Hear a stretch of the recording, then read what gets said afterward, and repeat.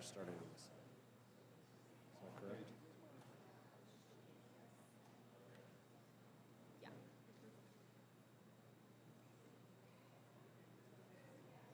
Got it. Have you seen Joe? I have not, which is unusual, Do we want to slide everybody else but I don't down, or just? I guess I'd want to ask staff if you know if he's coming. He could be coming a little bit late. I would be surprised if we missed this.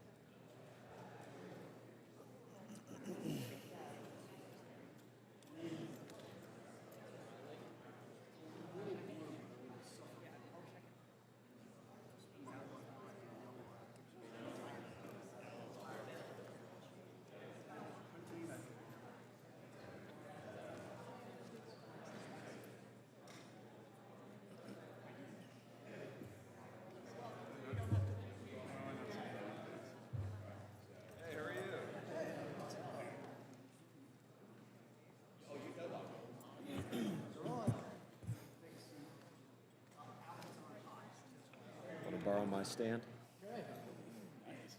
You can borrow it if you need it. It makes a big difference to me just to be able to take it. Chairperson too. Joe, I almost gave away your seat. You don't get to be with you. I'm just kidding. Dan can tell me where to go. Oh, there you are. So, I told him you wouldn't miss it. How are you?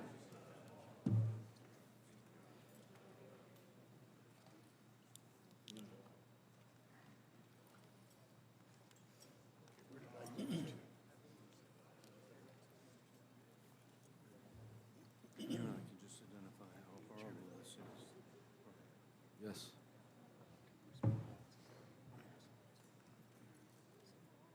Yeah, yeah.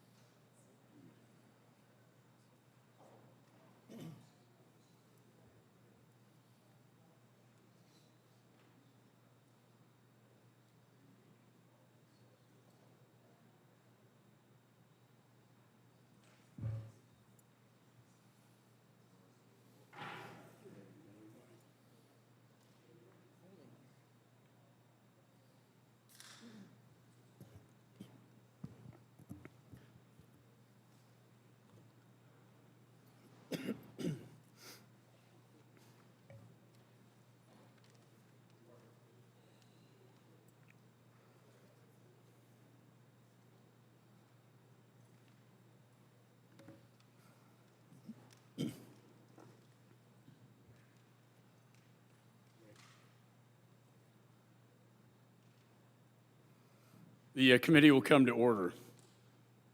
I want to thank all of you for being with us here today, representing the service members who were murdered in a terrorist attack.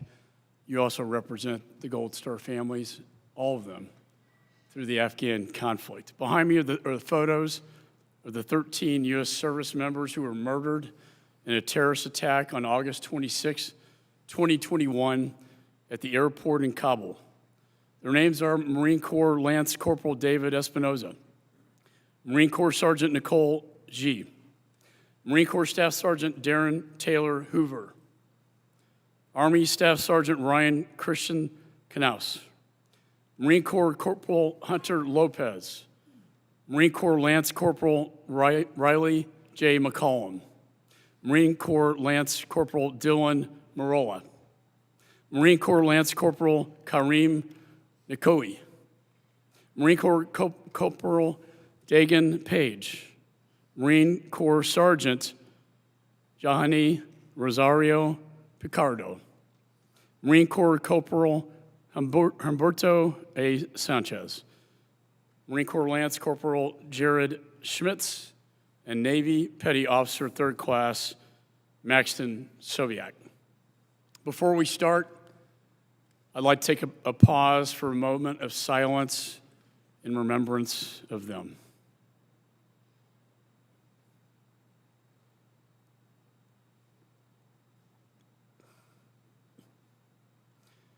Thank you. These men and women were Marines, soldiers, and sailors. They were Americans. They were patriots. They were heroes. But to you, they were more than that. They were your sons, your daughters, your hearts. And they were ripped away from you in an act of violence halfway around the world. As a father of 5, I cannot begin to imagine your pain and suffering. Yet 2 years later, we are still here seeking answers. How did this happen? What went wrong? Why couldn't this tragedy have been prevented? These questions remain unanswered because this administration wants to sweep what happened under the rug. They know they bear the brunt of the blame, and they want to escape any accountability. Well, I will not let that happen. For months, the president's own generals and intelligence community warned that withdrawing all U.S. troops would result in a catastrophe. Our NATO allies begged the president to reconsider. When he refused to relent, both Republicans and Democrats in Congress urged the president to prepare for this ill-advised, unconditional withdrawal from Afghanistan. This was a disgraceful surrender to the Taliban. Through my investigation, we've learned that President Biden's own State Department and Department of Defense warned of increased violence that threatened the safety of our embassy and American citizens. In February 2021, before the president announced his decision to unconditionally withdraw all troops, the regional security officer at the embassy warned that there was a, quote, clear sign that violence in Kabul has risen sharply over the last 45 days. In May of 2021, DoD began planning for a non-combatant evacuation operation, also known as a NEO, stating that conditions in Afghanistan were rapidly approaching the point of triggering the NEO execution. But the State Department, the lead federal agency for a NEO, failed to request one from the Department of Defense. And they only did so after the fall of Kabul. There's an old adage, if you fail to plan, you plan to fail. This was the utmost failure.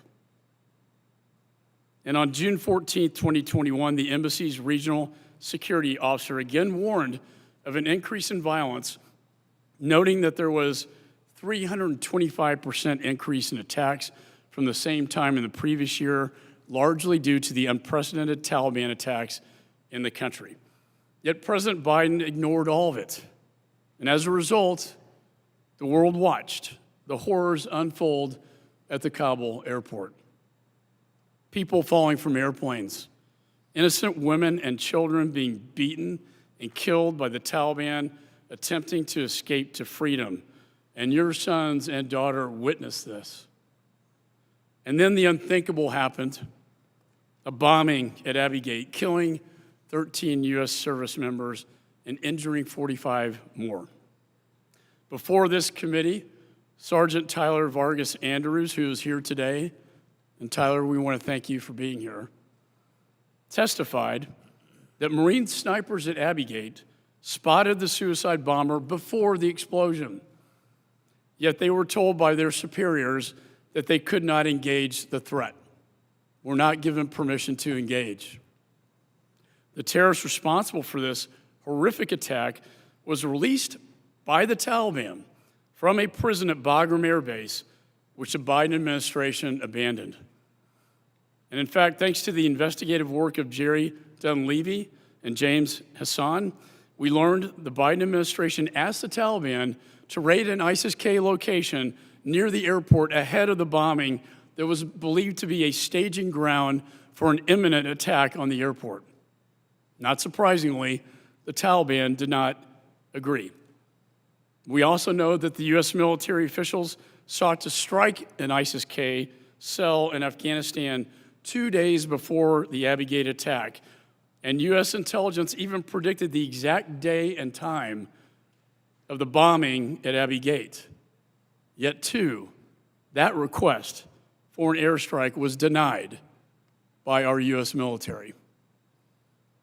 In a massive slap in the face to every person who served in Afghanistan, the Biden administration viewed the Taliban as suddenly our security allies during this evacuation.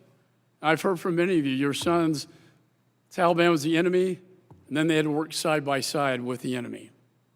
This tragedy was a self-inflicted wound that not only killed 13 U.S. service members, but also killed 170 innocent civilians and injured 45 people in a massive suicide bombing attack. Simply put, it was hell on earth.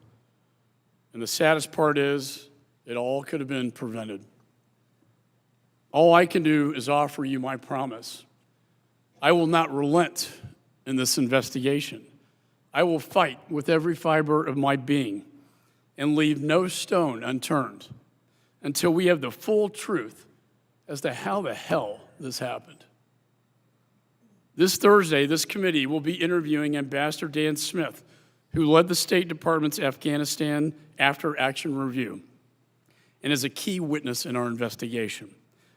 And in the coming months or weeks, after months of effort, we will finally be interviewing the commanding officer, the Marine Corps Lieutenant Colonel Brad Whited. And I intend to personally be there for that interview. I will hold those responsible for this catastrophic event. I will hold them accountable, and I will get answers. You all, the Gold Star families, and our veterans deserve no less, and you deserve the truth. And this committee will deliver. As I stated, we have with us here today Marine Sergeant Tyler Vargas Andrews and Army Specialist Aiden Gunderson, who both testified before this committee in March. And we want to thank you for your service and your sacrifice and your courage to come before Congress and tell the American people and these families the truth about what happened. I'd also like to recognize all of the Afghan veterans who are here with us today. And for those veterans who are watching this, for those watching this here today, I have a message for you. Your service was not in vain.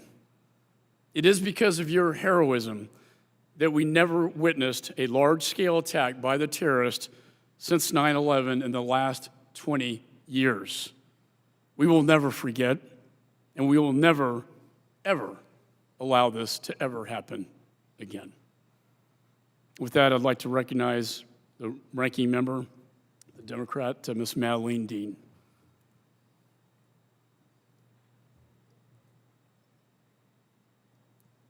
May I borrow yours?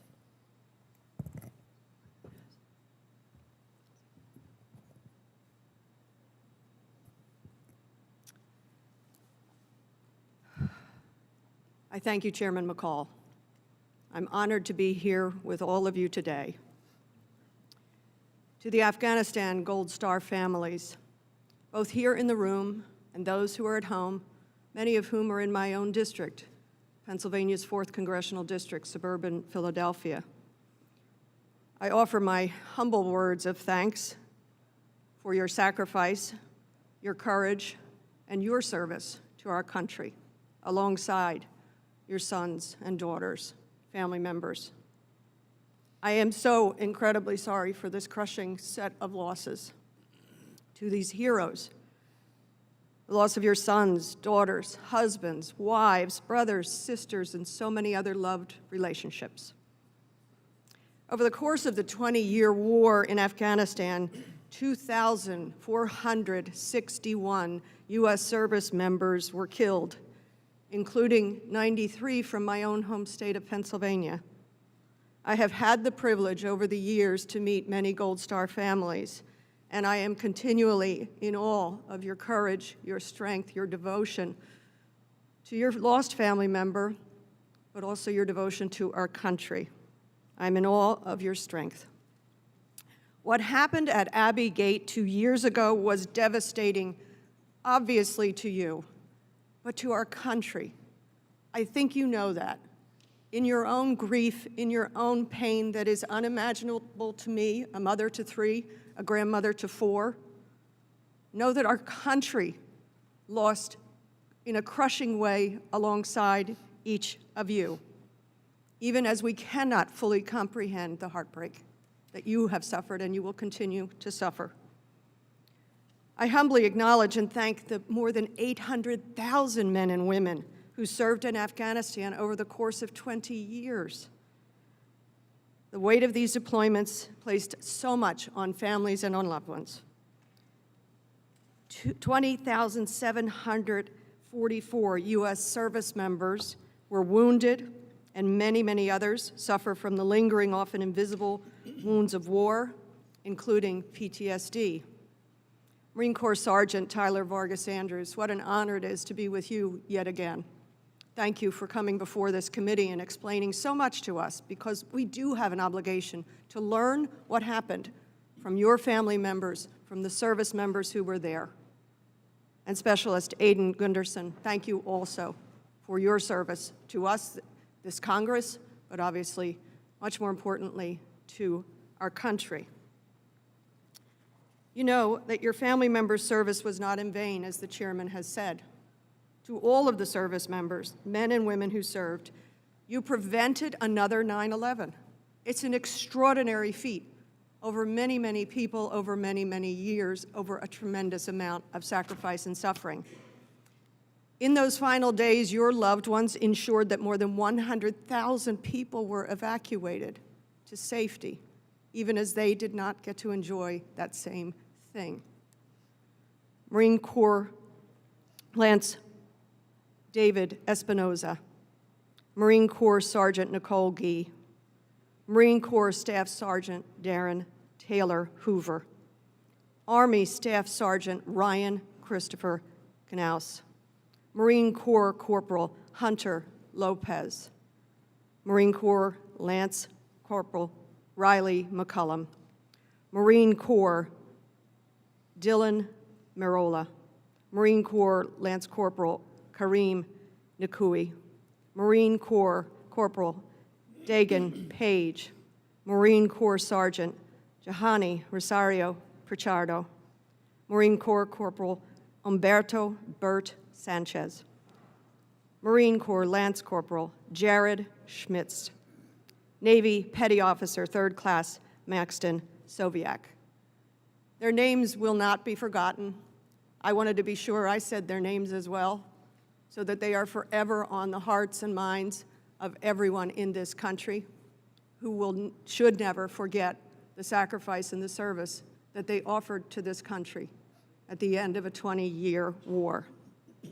What a heartbreaking horror. We are forever indebted to you. This 20-year war cost us so much, yet we could not continue to send Americans to fight a war no longer in the nation's vital interest, and your family members knew that. We could not continue to risk the lives of our young men and women. It is a fact that the end was devastatingly heartbreaking, a tragic terrorist bomb tearing away so many civilians there, as well as our service members, your loved ones. Still, it was necessary to bring this war to a close. We know that it was a series of decisions over multiple administrations that brought this war to an end, a very tragic end. As Secretary Austin testified to Congress, quote, "Extending beyond the end of August would have greatly imperiled our people and our mission. The Taliban made clear that their cooperation would end on the 1st of September. Staying longer than we did would have made it even more dangerous for our people and would not have significantly changed the number of evacuees to get out. In the end, it was a series of decisions made and executed over multiple administrations. But we are here today to honor you, to learn from you, from your service, your sacrifice, and your grievous losses, so that we in Congress will only do better in the future for those who serve us. May God protect and continue to watch over you and your families and all of the troops of the United States of America. And with that, I yield. Thank you, Ms. Dean. I want to thank you for being here today to make this a bipartisan event, as it should be. This is an American issue, not a Republican or Democrat issue, and I just want to thank you for being here. With that, I'd like to recognize the chair of the Oversight and Accountability Subcommittee, an Afghanistan veteran himself who sacrificed greatly the loss of his 2 limbs, Mr. Brian Mast. Thank you, Chairman. It's a debt that can't be repaid. Literally nothing. Nothing can repay it. Their names have been said. I will say their names again because it's the only way that our fallen live on. It's the only way, is that we remember them, remember their smiles, remember the ways that we could get under their skin, the ways that we could make them happy, the things that would bug them, the things that they did. That's how people live on, is by remembering their stories, what they did, what made them great, what they wanted the world to know, and how they wanted the world to be better, and how they participated in that. Marine Sergeant Nicole G., killed in action August 26, 2021. Marine Staff Sergeant Darren Taylor Hoover, killed in action August 26, 2021. Army Staff Sergeant Ryan Christian Knaus, killed in action August 26, 2021.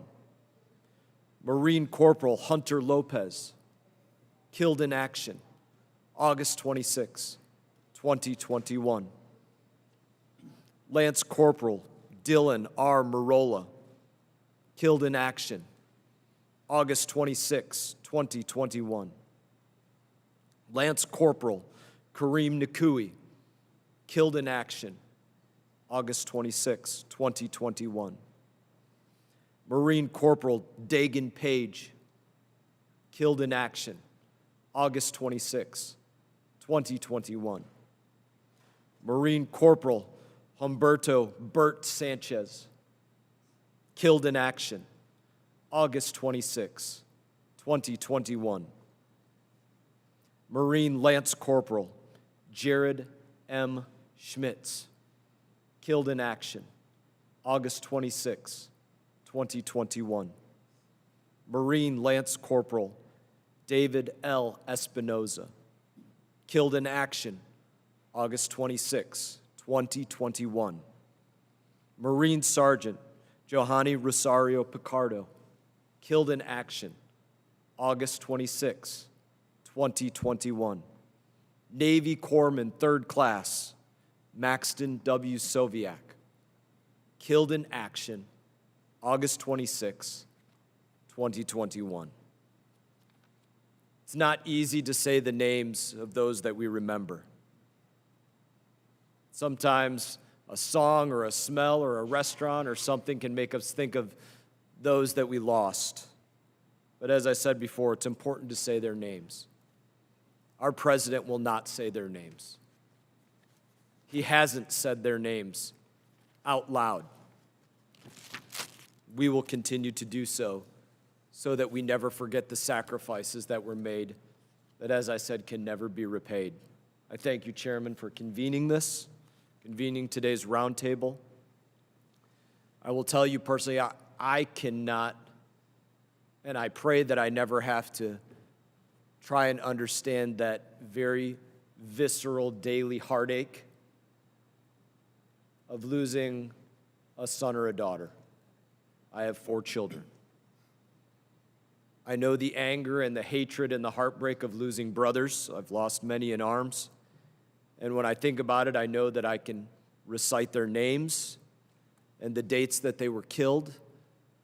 And I remember the moments that took them, whether it was sniper fire or a tripwire attached to an IED or the spray of an AK-47. I lived through it often in my own mind, in my own memories.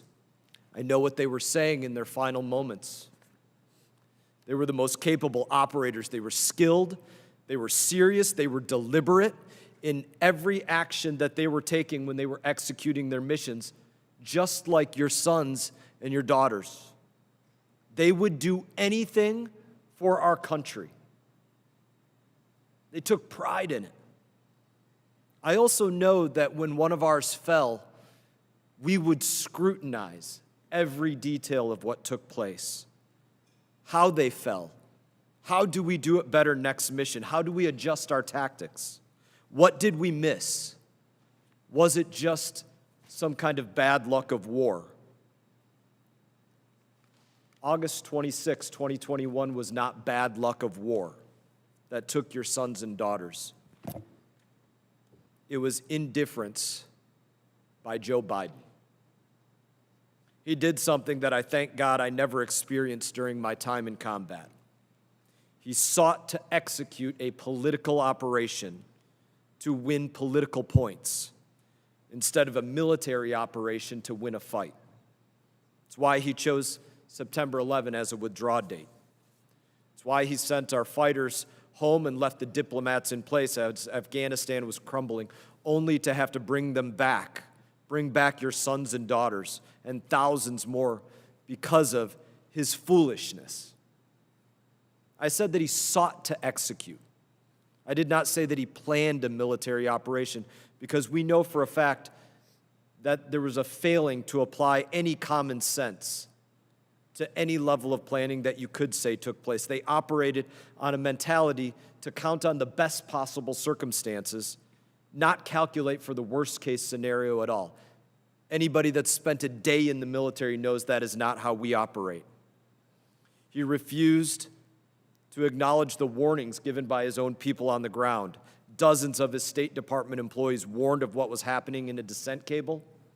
He did not read it, and to my knowledge, he has not read it to this day. He used our military as pawns for politics.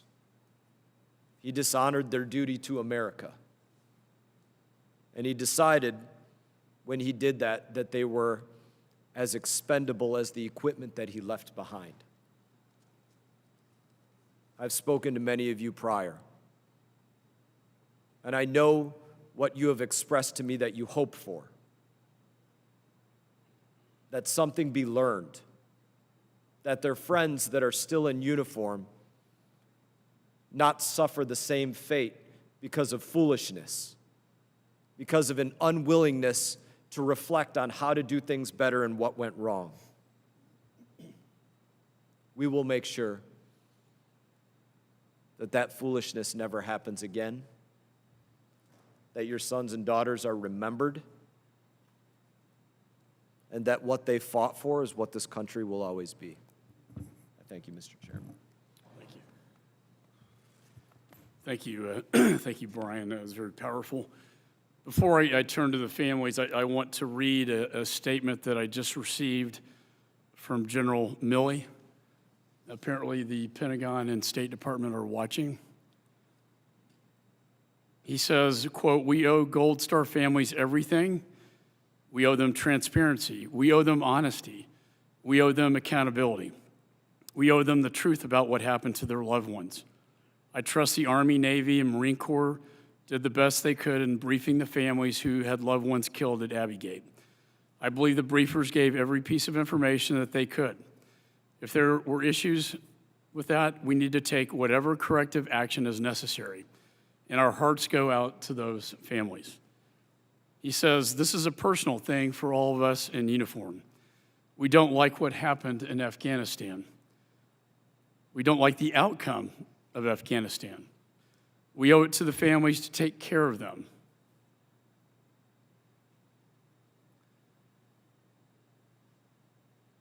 And he says, we owe it to them because their sacrifices were not in vain.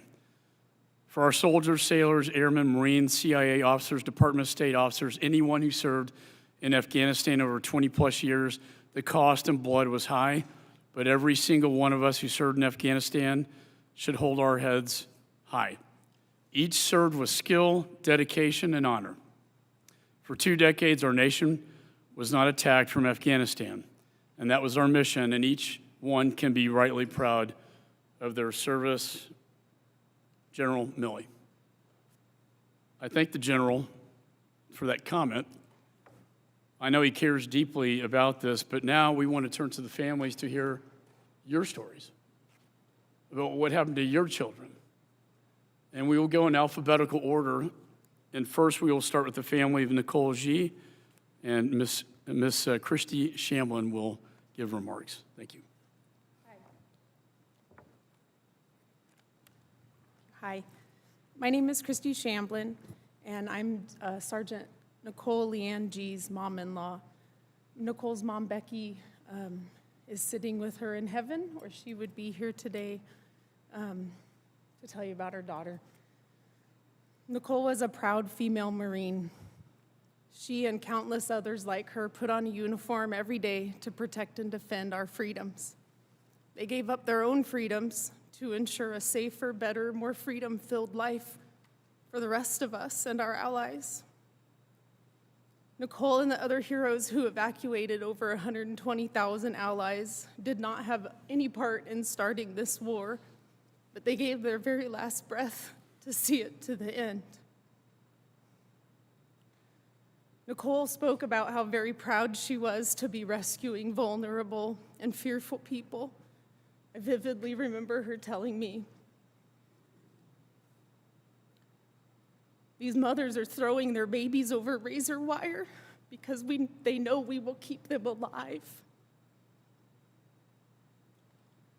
Those men and women in uniforms loved their jobs, and they carried out this humanitarian evacuation in the worst of circumstances. Those victories belong to our troops and the people in uniforms. While those victories belong to the troops, there were failures, and I can count over half a dozen opportunities to stop this tragic ending. Systems we have in place were ignored. Descent cables signed by an unprecedented 23 members or people. Our armed services request for air support. Multiple military personnel saying this is not a good idea. Our snipers asking for permission to engage. Every one of them ignored. These are red flags. Why were they ignored? Please help us answer those questions so we can create positive change. The United States of America will again be called on to evacuate and to rescue vulnerable groups of people. Please help us make positive changes so that we don't have to watch another parent walk through the hell that we are walking through.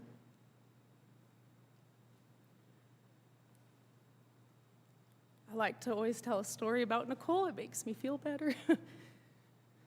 So I'm going to end with a story about her. She was a powerhouse. She was physically in the best shape I've ever known a female, 5'1" female to be in. We went hiking with her 5 years before her murder, our family, and my youngest son was about 6 years old at the time. And after we hiked in about 2 miles, he was voicing his discomfort in hiking back. And so Nicole cheerfully piggybacked him back 2 miles, leading the group, always encouraging us to keep going and to stay hydrated. She was always encouraging, and I'd like to encourage you guys to help us finish this. Make sure another family doesn't have to join us. Thank you for your time, and I look forward to what we can accomplish together. Thank you, Christy. I know. Thank you.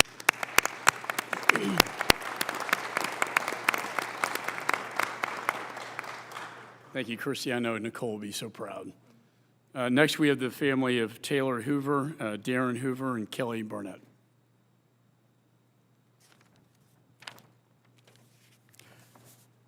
First of all, I'd like to thank Chairman McCall, Ranking Member Dean for being here, and all the rest of this committee. We want answers, we need answers, and we expect those answers. I'm calling on you, please, please, don't let this fall through the cracks. You haven't thus far and have made us proud. Please continue it. I'm not going to talk a lot, but I am going to breathe a little bit of fire. I want to know why this current administration isn't able to take responsibility for their actions in the days, the weeks, and the months leading up to this fateful day. Not a single thing was set in stone since the withdrawal date had been pushed back.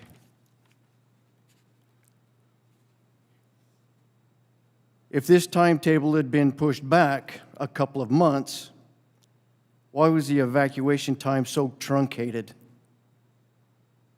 and on a specific timeline? On or about August 18, 2021, General Milley stated this: "There was nothing that I or anyone else saw that indicated a collapse of the Afghan army or this government in 11 days. How is that not possible?" Secretary Austin stated, "We'll evacuate all Americans that we can, at least until the clock runs out or our capabilities are overextended." What in the world does that mean? What does that mean? Before the clock runs out? Were there not contingency plans upon contingency plans upon contingency plans executed, made ready in case one plan fell through and another one had to be taken into place? As Chairman McCall said, failure to plan is planning to fail.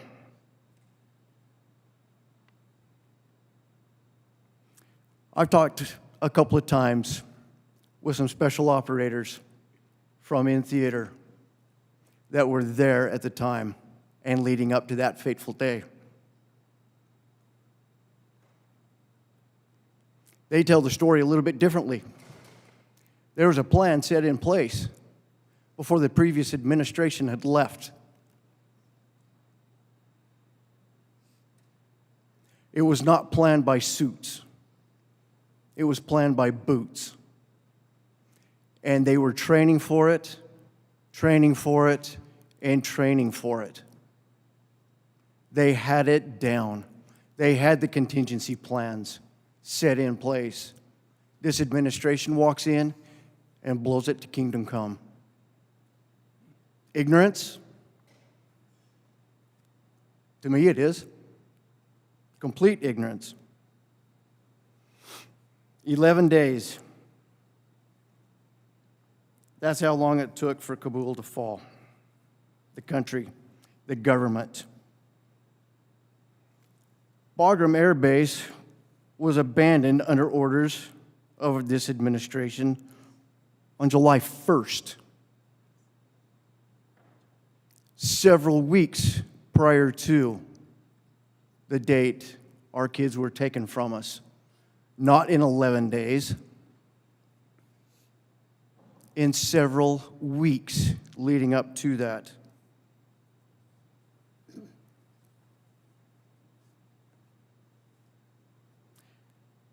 Then he gave up Kabul, our citizens, and our allies, to include the interpreters that were there with our men and women in uniform.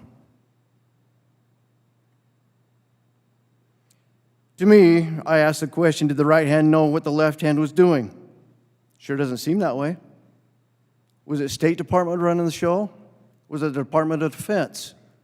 Or was it the suits in the administration? Was General Miller not doing the bidding of the DOD, the State Department, or administration, and was replaced by General Donahue on the ground? Again, why are the boots not being listened to?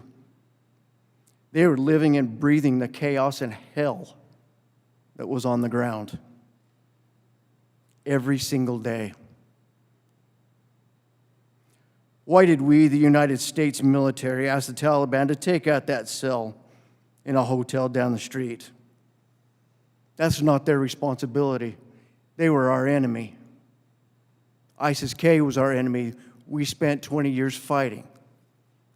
Why was it denied a drone strike, a precision drone strike, to take those individuals out? We bombed a family. We drone striked a family afterwards, took out just that family. You're telling me that we couldn't have precision dropped on those ISIS-K members? This was all actionable intel that we sat on. Nothing was done. Why? Why? How is that going to change in the future? Was it done on purpose? I don't know. I want that answered too. Intel had been tracking the individual, the bomber, what he looked like, what he was wearing, down to the computer bag, the black computer bag, laptop bag, with white writing on it. Does that not stand out? And we can't do anything about it? Our snipers can't do anything about it when they see him? Are we more worried about pissing off the Taliban? Why is that a bad thing?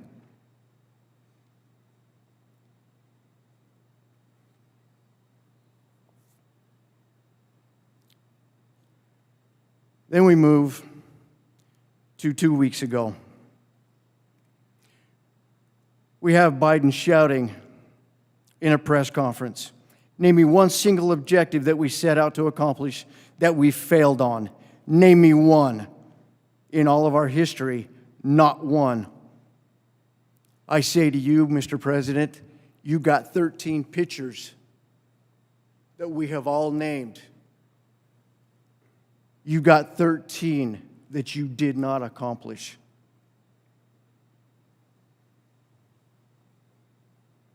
I know he can't name one of them without a card sitting in front of him or a teleprompter sitting in front of him. I say to him, resign. I've said it before and I'll say it again. Secretary Blinken, Secretary Lloyd, General Milley, you need to resign. We haven't gotten into every piece of information. It's being withheld. Now I move to Lieutenant Colonel Whited. You can't possibly think that you have any respect from those that you command any longer with the actions that you failed to take or that you did take.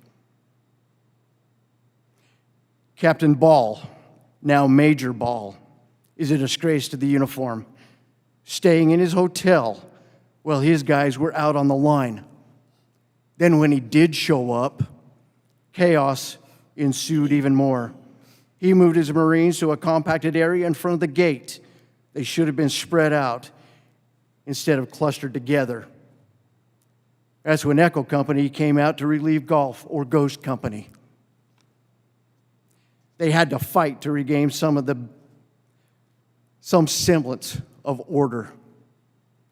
After doing this for several days, the Afghans started to notice that when the black shirts came out, they had to behave. But when the green shirts came out, the Afghans created the chaos again and crowded the gate. In closing, I want General Milley's stars. I want Colonel Whitehead's birds. I want Major Ball's oak clusters in my hand now. You can no longer lead. None of you have the respect of your men and women anymore. Do what is right. It's past time. Today is the date 2 years ago that we received our kids home at Dover. 2 years ago today,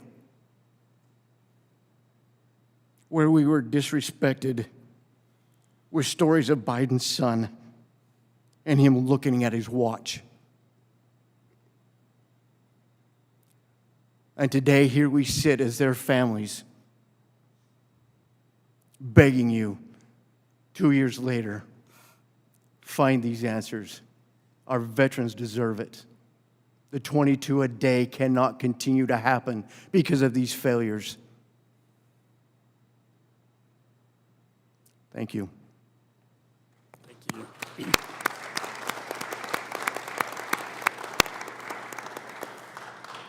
you. Thank you, Darren. And Kelly, did you have any remarks? Let me just also say that General Milley, I talked to him recently, and finally, the Pentagon has said they will fully cooperate with this investigation. I also want to thank Fox News for reporting the statement that was recently transmitted to me that I just read to you from General Milley. I hope they will keep their promise, and it would be nice to hear from Secretary Blinken as well to provide full cooperation to this committee to get to the bottom of the questions, to the answers that you deserve, sir. Thank you. Kelly? Thank you. Just wanted to, from the bottom of my heart, thank you for letting us have a voice, and thank you for going on this journey with us. I am Staff Sergeant Hoover's mom, Taylor's mom, an amazing creature. Kelly, you're very quiet. Oh. Could you pull it a little closer, please? Thank you. Is that better? Yes. Sorry. Again, I'm Staff Sergeant Taylor Hoover's mom, Taylor's mom, an amazing creature. I'm angry today. This was an orchestrated nightmare from my perch. That's what I see. The withdrawal from Afghanistan, chaotic nightmare, purposely orchestrated. The only question that I have is that why was the Taliban entrusted with my son's security? As you know, he had served twice before in Afghanistan, 2011. He fought these people. We fought these people for 20 years, and we're supposed to rely on them for the security of our men and women. Improper vetting. There was no vetting coming through the Taliban checkpoint. Hundreds upon hundreds of people came through without being searched. Who knows what came into our country? Who knows what came into other countries? The Taliban let the bomber through.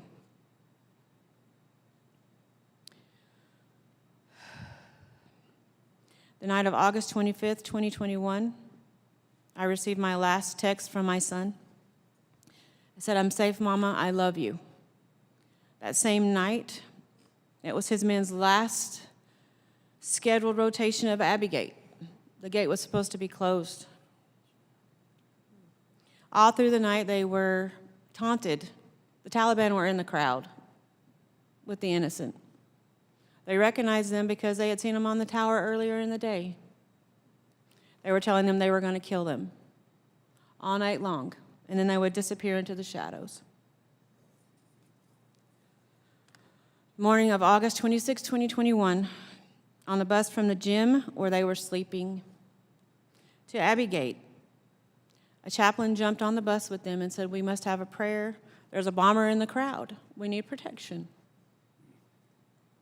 They knew a bomber was in the crowd.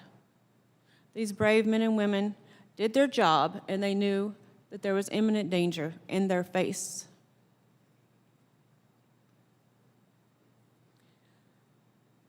I don't want to hear lies. I don't want to hear excuses from Joe Biden, from the administration, from Blinken, Austin, Milley, Whited, Ball. I don't want to hear excuses. They knew this was going to happen, or it was part of their plan. They were too busy shaking hands with the Taliban, cleaning up, making sure we left it clean and tidy for the Taliban, to worry about giving our snipers the okay to make it all okay. I want justice. I know the justice that I crave will never be had in this life. I want them to stand on that wall. Hell, I'll even throw in the State Department to back them up. Let's see how they fare. I will settle for Leavenworth. I pray for the families of the Marines this last weekend that lost their lives. I pray that they're shown honor and respect they deserve. I pray for the families around this table that I have grown to love and respect and honor. The veterans in this crowd that I love and honor and respect. I pray for the families that aren't here today. I pray for my peace and my comfort. I pray for the strength to continue this fight. For my son, until my last breath, I will fight. Make me believe. Thank you.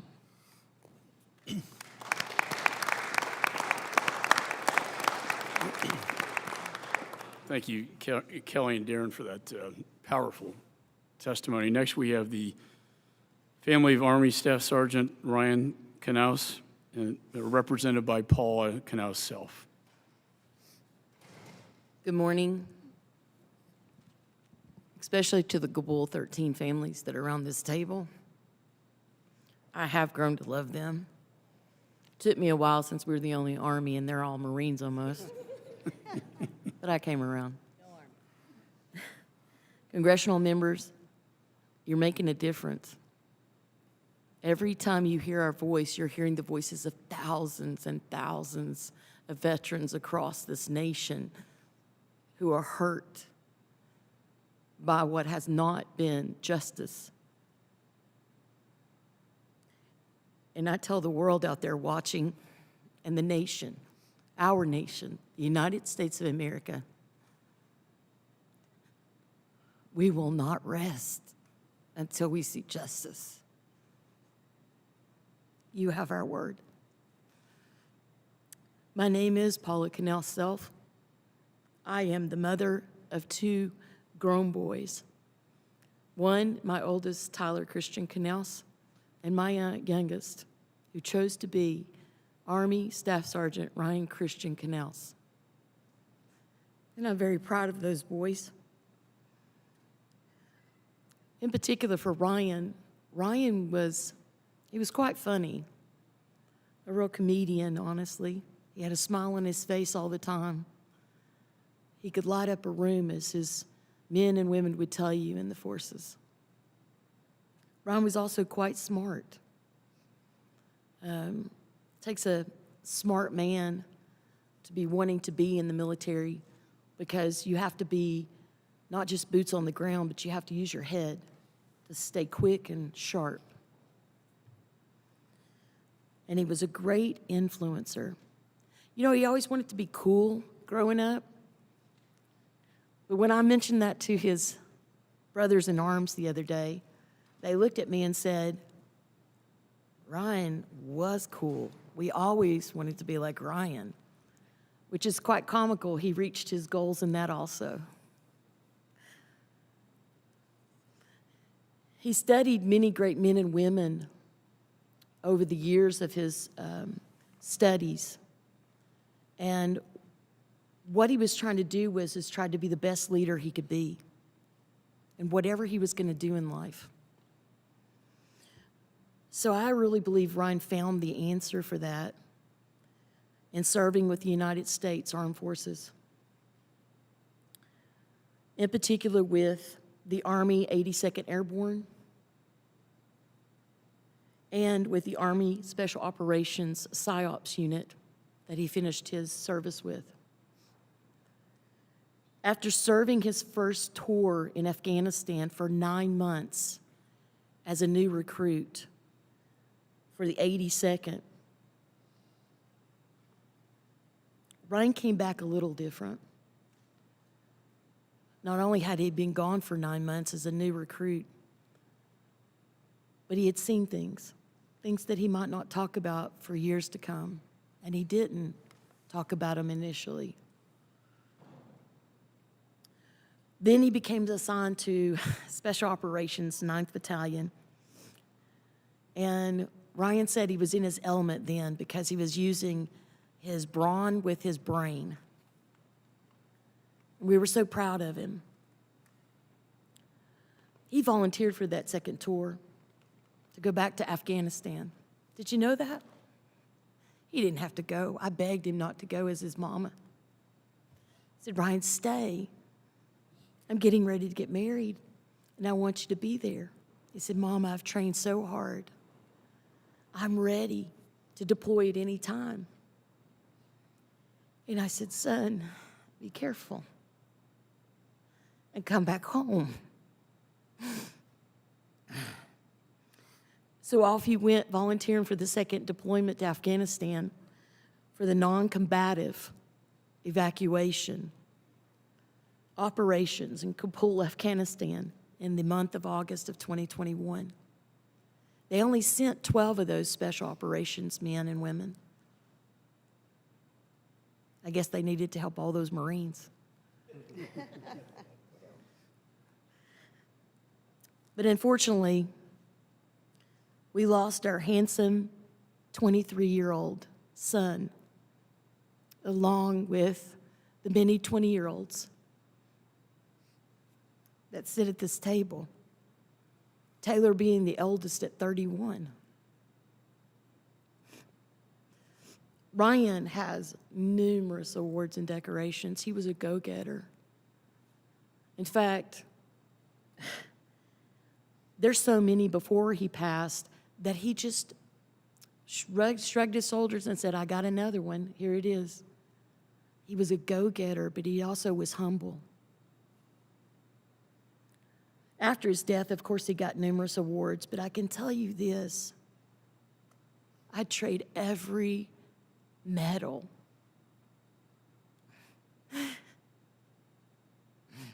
every award to have my son back. But he would go again if he knew, even now, the danger, because that's what a good soldier does. They face death, and they're willing to do that for our country.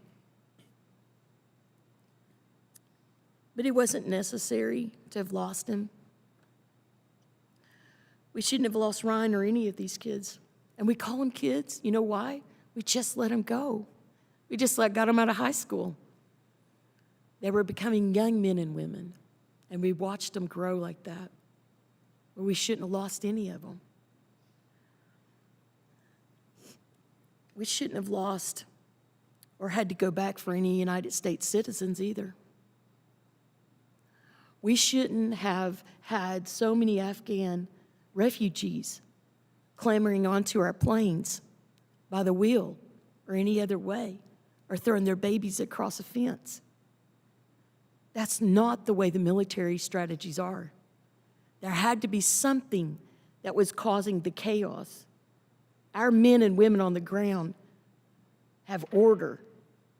Ryan trained and was ready. But what he wasn't ready for was the politics that came with it. There's 3 things that I would like to say today that I would like to see changed.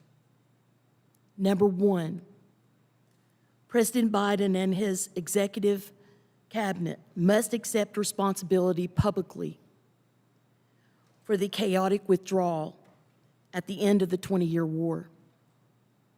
Several presidents preceded Mr. Biden in this 20-year war, but none of them are to be held accountable for the withdrawal.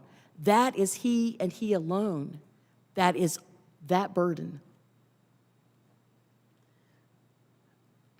The second thing that we request is the question now bears on the executive and congressional branches how policies will be changed.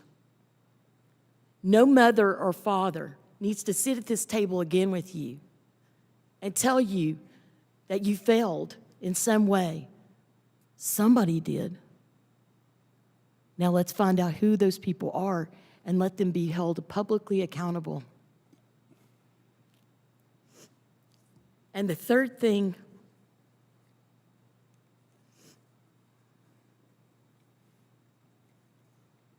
is, as we gear up as a nation for a new administration, my question to the GOP candidates will come as the following. How do you plan to protect America's borders and their interests, domestically and abroad? Do you plan to control the borders again?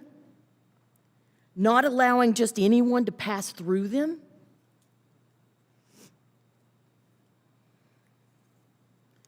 Finally, another question for the new GOP candidates coming.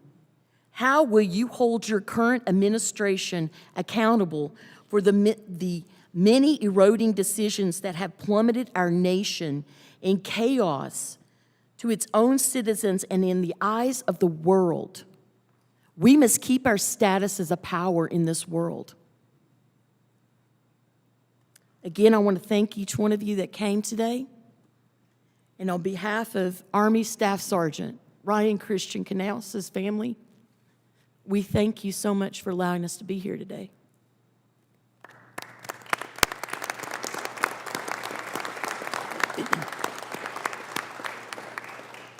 Thank you, Paul, for your moral courage.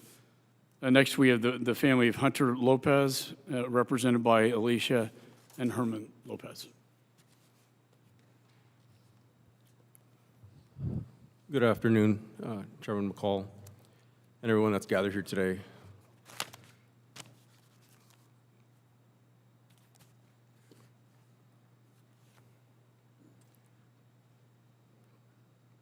The days leading up to this meeting were preceded by some of the most difficult and dreaded days in my life that I faced. The days leading up to August 26 are full of apprehension, fear, and guilt. The days after August 26 are chock full of memories of what we were doing 2 years ago.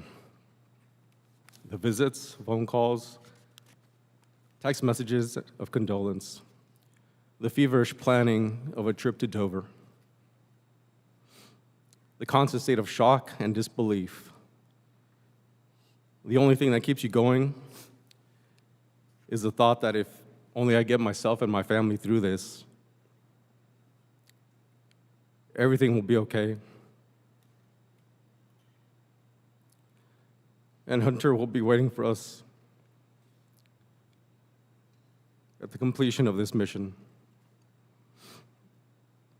Over the last several days, I was rereading the text messages that I exchanged with Hunter 2 years ago. I read how Hunter explained the desire to get to Kabul to help his fellow Marines and to help in the evacuation efforts. In those text messages, Hunter shared with me the things that he witnessed, things that we've mentioned here today. Infants being thrown over walls and fences, the disregard of human life, especially toward women and children, the lack of food, the lack of water, the sharing of their food and water that they had with those they were trying to help.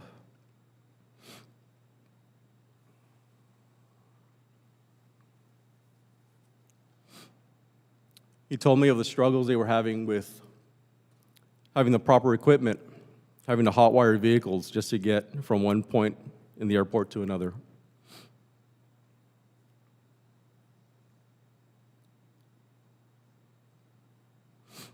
No matter what, they stayed strong and they pushed forward with the mission.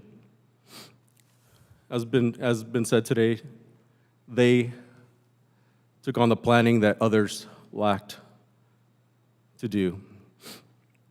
One of the things that Hunter mentioned that he found the most disturbing was having to work side by side with the Taliban and take direction from them or have things run by them first. Hunter had never been in a combat mission, but we all knew that the Taliban was our enemy. This is something that was foreign to Hunter and to all his Marines. Reading these messages always makes me proud of the work he was doing. However, the more time that passes and the more information that is revealed about the poor planning and on-the-fly adjustments, the accommodations given to some at the added risk of our sons and daughters, suddenly a feeling of anger and disappointment overwhelms me. As our country learns of the intelligence that was known and how it was disregarded by some, how care was given to the Taliban over the protection of U.S. citizens and the service members on the ground, and more critically, how this threat could have been dealt with on a number of occasions is unforgivable. To add insult to injury, we find ourselves here in the nation's capital to fight for answers. Answers that you would think would come naturally to Gold Star families. Not only those of us present, but to all of those that came before us. You would assume that this information would come knowing that our lives, our families have been changed forever. We find ourselves reading sanitized letters from the White House on this anniversary of this tragic day.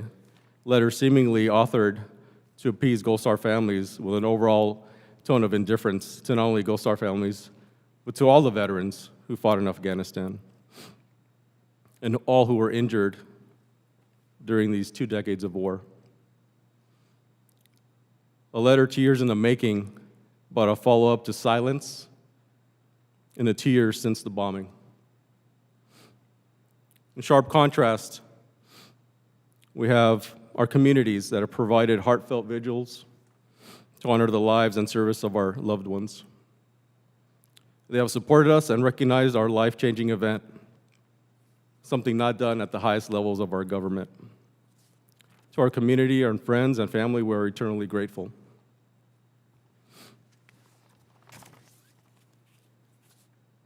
In closing, the process of getting to the complete truth has begun, but needs to continue. It needs to continue without divisiveness, without challenge. The Secretary of Defense, Austin, I recall meeting you in Dover 2 years ago. During that meeting, you told my family and I that if we ever needed anything, to call on you, and you would help us out.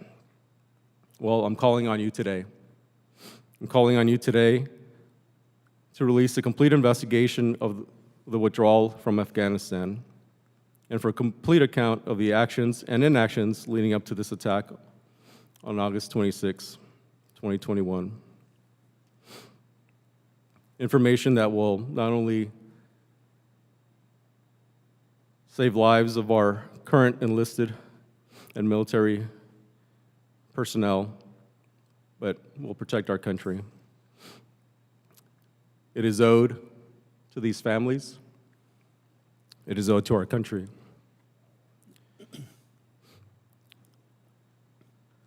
General Milley, we weren't obviously expecting this note that we received at the beginning of this meeting, but in his note, General Milley mentions that he apologizes for any lack of information provided during these briefings that we all had in our homes. The issue is not the briefing. The issue is not the lack of information during those briefings. It is the disregard of intelligence. It is the disregard of planning. That's what you should be apologizing for.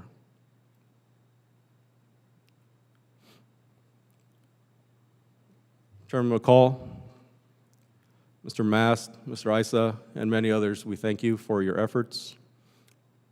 We'll continue to be here and stand with you to get to the truth, and we thank you.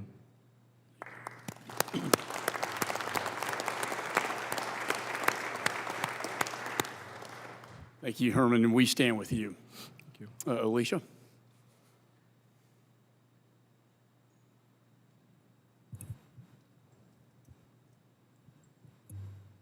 My speech is going to be short. We've had several families already speak. And just in case the administration is watching, I would love to be able to mention all the service members that passed during the war in Afghanistan. However, that list is long. But I will mention the 13 that are pictured here. Marine Corps Staff Sergeant Darren Hoover, 31 years old, of Salt Lake City, Utah. Marine Corps Sergeant Johanny Rosario, 25, of Lawrence, Massachusetts. Marine Corps Corporal Sergeant Nicole G., 23, of Sacramento, California. Marine Corps Corporal Hunter Lopez, 22, of Indio, California. Marine Corps Corporal Dagan W. Page, 23, of Omaha, Nebraska. Marine Corps Corporal Humberto A. Sanchez, 22, of Logansport, Indiana. Marine Corps Lance Corporal David Espinoza, 20 years, of Rio Bravo, Texas. Marine Corps Lance Corporal Jared M. Schmidt, 20, of St. Charles, Missouri. Marine Corps Lance Corporal Riley J. McCollum, 20 years, of Jackson, Wyoming. Marine Corps Lance Corporal Dylan R. Marola, 20 years, of Rancho Cucamonga, California. Marine Corps Lance Corporal Kareem M. Nakui, 20, of Norco, California. Navy Hospital Corpsman Maxine W. Soviak, 22, of Berlin Heights, Ohio. Army Staff Sergeant Ryan Canals, 23, of Corrington, Tennessee. Please remember all their names.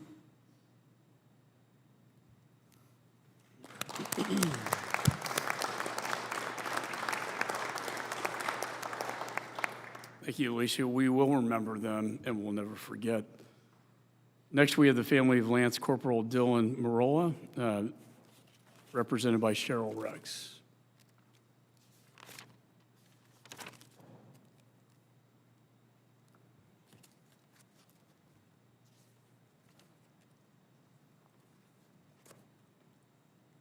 Good afternoon. My name is Cheryl Rex. I'm the mother of Lance Corporal Dylan Marola. Thank you, Chairman McCall, and everyone present today who have taken the time to meet with us. I am here today to discuss the failures that were allowed to happen by Joe Biden and his administration. Knowing the truths that have been revealed over time, the missed opportunities that were made at Abbey Gate, which ultimately allowed the deaths of our 13 service members, including my son. This administration has not only failed as Americans to provide truth and facts, but also have shown true evil as to lie and cover up their failures. This administration has been far from unsuccessful in anything it has or is currently doing. Those who seek to destroy within are the true enemies. Those who choose to believe divide is to conquer need to remember, as the United States of America, united we stand. Once you start a lie, that lie is covered by another lie, which ultimately turns into so many lies that you can't find your way out of the first lie that you told. The plan to withdraw that was already set in place, this plan wasn't implemented during the weeks of our American troops leaving Afghanistan. I've never been to Afghanistan, but it wouldn't be difficult to understand abandoning Bagram Air Force Base in the United States that the United States had controlled for over 20 years. Having a trauma center hospital that could have properly medically treated people in the event that they needed to use it. Dylan was on his first deployment to Jordan when this withdrawal from Afghanistan began. It quickly turned into the evacuation.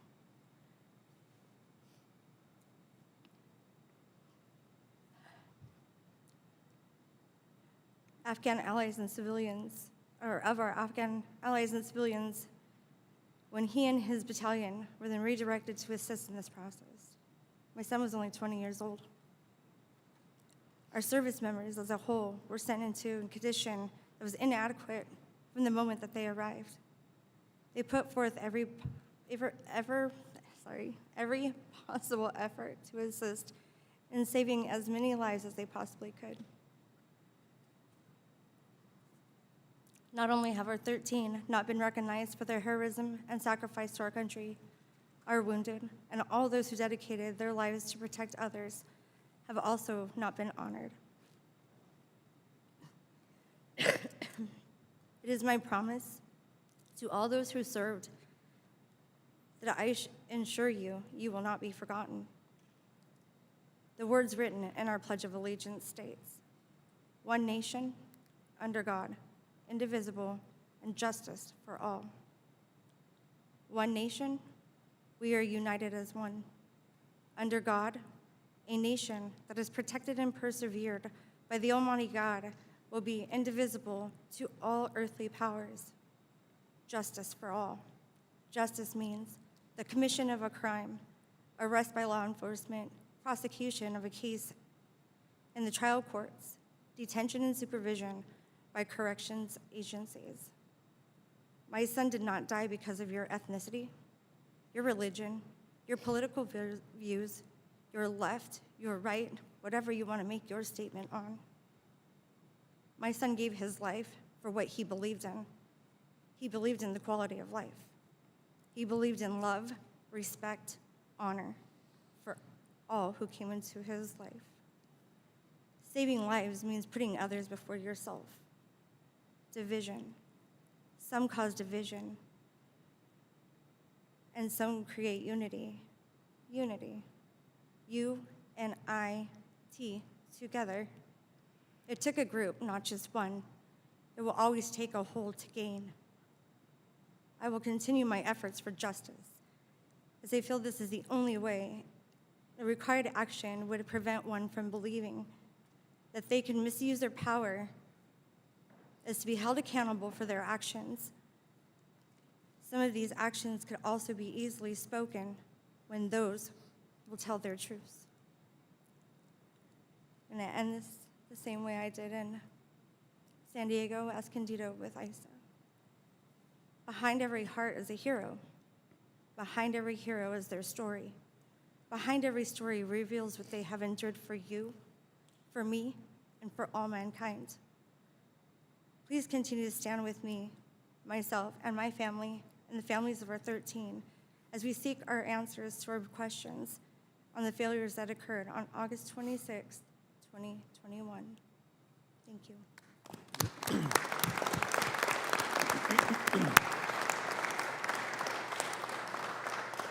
Thank you, Cheryl.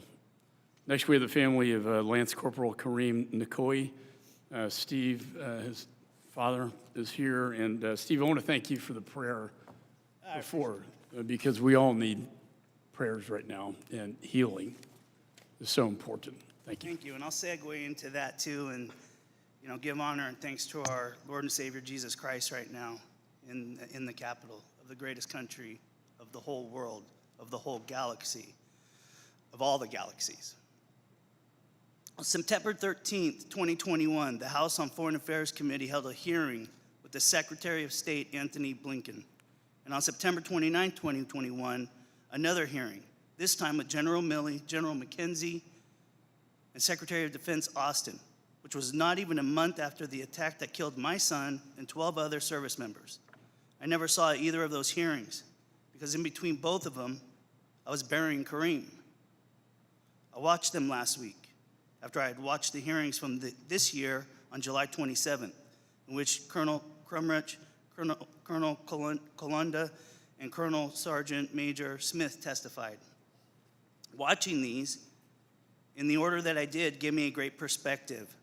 Not even a month after these attacks happened to our kids, the propaganda and the cover-up were set in motion by these two first hearings, in which two four-star generals, Secretary of Defense and Secretary of State testified.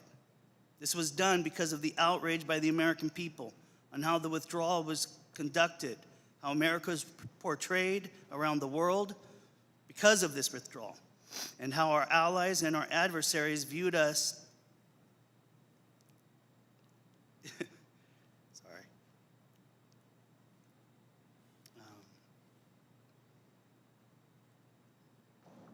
viewed us after this catastrophe. America was mad and we wanted answers. What was the mission? What was the objective? Why didn't we do the withdrawal from Bagram Air Base? Secretary of Defense Lloyd Austin answered both of these questions by saying Bagram would take 5,000 people to operate and would put them in harm's way. What we now know from Colonel Sergeant Major Smith's testimony is that Bagram Air Base would take 2,000 people to operate. Secretary of Defense went on to say, quote, and it would have contributed little to the mission that we had been assigned, which was to protect and defend the embassy, which was some 30 miles away. And that distance from Kabul rendered Bagram with little value in the evacuation. So staying at Bagram, even for counterterrorism purposes, meant staying at war in Afghanistan, something the president made clear he would not do, end quote. He associated the use of Bagram Air Base as a segue to staying at the war in Afghanistan. Colonel Sergeant Major stated Bagram was exponentially greater than that of HKIA. HKIA was a shared airfield.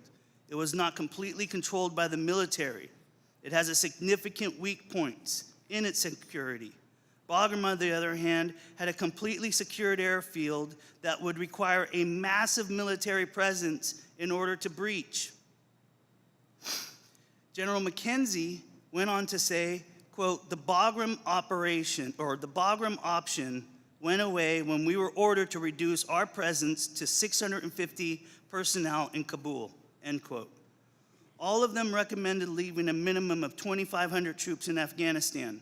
In fact, Congress passed a law during the previous administration that troop level would not fall below 2,500. When the country saw the images of people falling off planes and the chaos ensuing in Kabul, they started to ask questions. Well, why weren't there enough troops over there to handle this catastrophe? The president went on Stepanopolis early in August because the Taliban were videoing from our embassy and had taken over 80% of the country and at this time, and was asked the same question. He lied and said, none of my generals ever told me that I should keep 2,500 troops. General McKenzie stated that he was in the room, as well as with General Miller, General Miley, and Secretary of Defense Austin, when they gave the President of the United States their recommendations and gaslit the President's course of action by saying, well, we can only give the recommendations, but it's up to the President to take those recommendations. I also thought it was a responsibility of generals to threaten to resign as a last measure of persuasion. They didn't do that. But they did do an excellent job of convincing the American people that the only way that we could have prevented the loss of 13 service members was to have extended our stay in Afghanistan. And that would have caused more deaths than just the 13. But the only reason why we had got to this point was because Biden administration had ignored Afghanistan in January, in February, in March, and in April realized that the deadline of May 1st was right around the corner. General Milley, at this time, was coercing with our adversaries on a media tour promoting himself and giving our secrets and protocols to the authors for their books. The administration had no other option but to try to renegotiate and extend the deadline, which they did, to September 11th. When they asked General McKenzie if the military was paying off the Taliban to go search for people or to do some crowd control, he replied no. But Tyler Vargas Andrews stated he witnessed that happening. When they asked McKenzie, did your guys have any opportunity to kill the suicide bomber before August 26th, he stated no. We now know that they were tracking him for up to 30 days before the incident, and even asked the Taliban to go where he was staying at and raid it, which they didn't. Upon the moment of attack, Tyler Andrews stated that he had watched the bomber from way back at the beginning of the line early in the morning, which have taken hours before he had reached his observation point and continually asked for engagement authority, which he never got. 5 days prior, they had made a recommendation to have dispersion, and it was put up for 300 meters to protect them. Some leader on the ground the morning of the 26th had that dispersion collapsed. A total of 3 times we had the opportunity to take out this threat, and we didn't. And Tyler, a hero of ours, living the rest of his life, knowing that he had the opportunity in his sight to take out the man that took away one arm and one leg because he couldn't get the authority of engagement from his commander, Colonel Whitehead. I don't know a better test of character.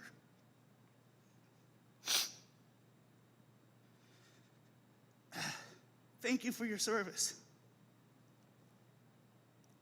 Were there gunshots fired at our military? We all got letters, question and answers from the Marines telling us that if any service members say that they heard gunshots or seen gunshots, that they were disoriented from the blast and were confused on what they had perceived. But Tyler Vargas said that Christian Sanchez was shot through the shoulder and returned fire and killed that ISIS attacker. He said that David Traylor was also attacked, and I personally have talked to many of the Marines that were on the ground there that day, and they all say that they were being fired upon. We taught our children to honor the title, not the man, and we ask that this country, that this administration does the same. These kids need to be honored at the White House, in the Rose Garden, by this administration. Because denying their service and their sacrifice doesn't lessen or waive the mistakes made, but it divides us and weakens us on the world stage. Thank you.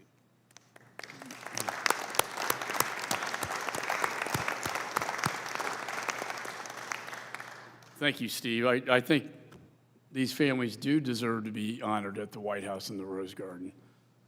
And the president needs to apologize for what happened and show remorse for the deaths of your children. With that, I want to recognize Brian Mast, who will read a statement of Shanna Chappelle. This is the correspondence from the mother of Lance Corporal Kareem M. Nakui, killed in action August 26, 2021. My son Kareem was the most amazing human being you could ever meet. His heart was so beautiful and he was so kind.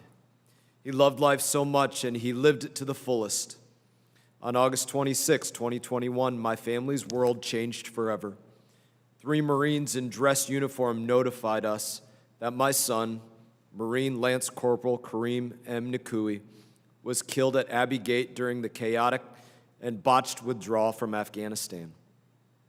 That day still seems like yesterday, and every waking moment is filled with the pain that my son was murdered senselessly and unnecessarily. I want to honor my son's sacrifice by speaking honestly about what happened that day and what has happened since from a mother's heart. My son, my Kareem, was the most amazing human being you could ever meet. His heart was so beautiful and he was so kind.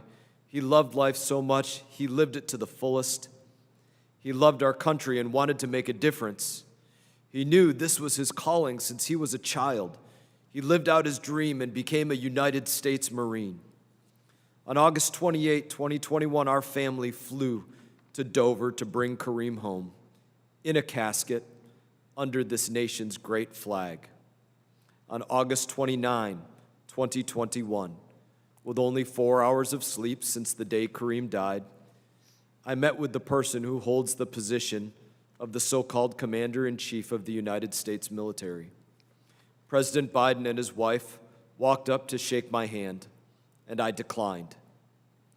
I was clear to Biden that I didn't care to talk to him. I was there for my son. Then I changed my mind. I wanted him to know Kareem, my son. He was just 20. He would never have a chance to get married or have a family. He would have made an amazing daddy. I know this because he was so amazing with his niece and nephew. I wanted to show Biden the human being and the hero who lost his life serving next to his fellow Marines. Instead, he interrupted me twice to talk about his son, Beau, who died from cancer, saying he knew how I felt. He never thanked us for my son's service or told us he was sorry for our losses. On August 9, 2022, 3 weeks before the 1-year mark for Kareem's death, my oldest son took his own life while grieving his little brother Kareem. He wanted to be with Kareem, and the pain in his heart was too unbearable. This is called the ripple effect. My heart cannot find comfort or peace because I am grieving for 2 sons. For 2 years, I have tried to avoid watching the news, hearings, etc. Because every time I do, it feels like I'm being punched in the heart by this administration. My life will never be the same. I will never be who I was before my son was killed. I'm still trying to find out who I am and move forward with my life. And that's something that I struggle with every day because all I feel is pain in my heart. I miss my sons so much. They should still be here. What happened in Kabul was preventable, avoidable, and should never have happened. When you know you're guilty of doing something wrong, you don't talk about it, and if you get caught, you blame someone else. That's exactly what Biden has done for 2 years. He refuses to say our 13 fallen heroes' names and blames everyone else for his failures. I want accountability. Will it bring my sons back? No, it will not. But it will bring me some comfort, and I know my sons will look down on me and smile and be happy that finally something was done about their lives being lost. Keep in mind, there was a description of the bomber. How come the person who gave the description didn't take the bomber out right then and there?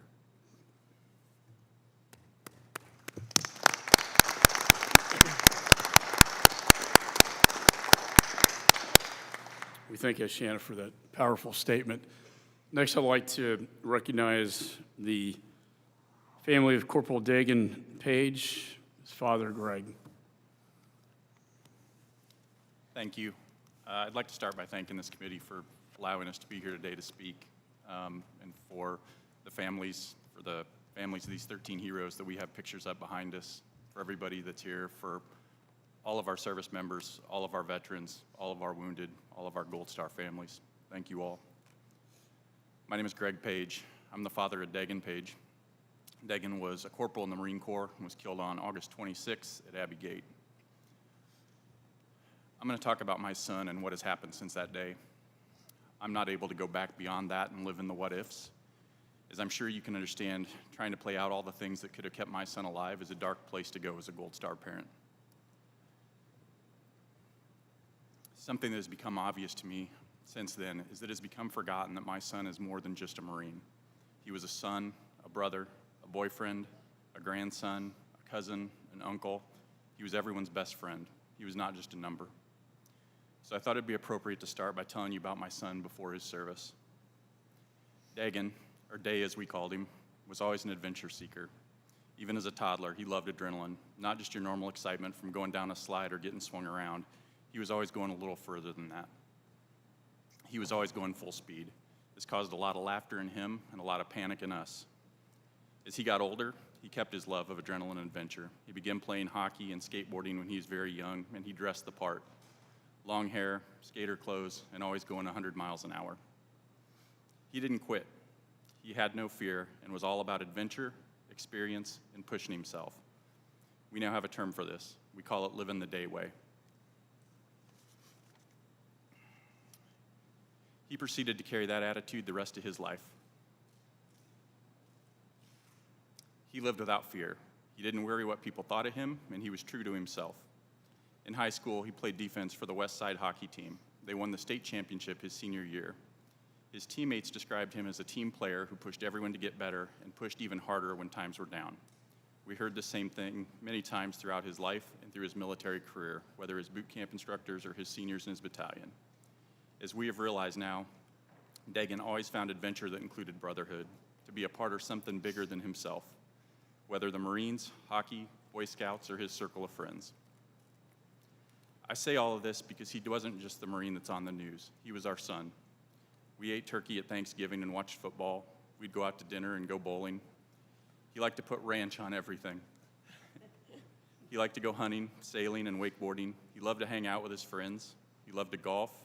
He would keep track of the speed on his skateboard by the radar that was by our house.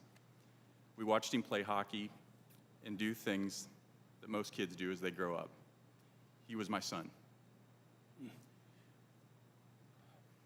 Needless to say, the knock on our door on August 26th turned our world upside down. To this day, I can't describe the emotion that I felt when I saw two Marines at our door in the shadows. You know why they're there when you see that. It's an emotion I hope to never experience again. We were thrown into a world that we never imagined, and I can't even begin to explain. After going through that and knowing that those killed and wounded were nothing short of heroes that day, imagine how all of those families feel when we see an administration, military leadership, and politicians' first response be, how can we spin this? How can we limit our damage? Or flat out ignore the events and the requests that come their way. Apathy, including those who don't show up to hear the family speak, is a slap in the face to families like mine. It shows that they don't see the human side of what happened that day. As a father, I often think, is there something I could have done in those 23 years to change this path and change what happened? As I mentioned, it's a dark place to go, as you can imagine. And being a father that has thoughts like this, and then hearing the leadership that had the ability to make changes say things like, I have no regrets in the way the withdrawal was handled, or I didn't see any chaos from my perch. I continue to see senior leaders literally turn their back and walk away from those who are trying to support the families and share the story of the events. Yes, that's really happened due to service members speaking about that day publicly. We've been lied to about what happened that day, as well as to what happened to our children. We have been lied to about our relationship with the Taliban, who, by the way, have done more to take out the leaders of this attack than our own leadership has. We have been hidden away to sweep this entire situation under the rug. Today, I ask this committee to remember this is not just a group of service members that were killed or wounded. They are loved family members and friends who deserve more. Get the truth, hold people accountable, and show respect to the affected families. There are a lot of physically and mentally wounded from that day that we owe it to make it sure that the truth is heard and acknowledged. Our family has started the Corporal Dagan Page Foundation to support our veterans community and turn a tragedy into good.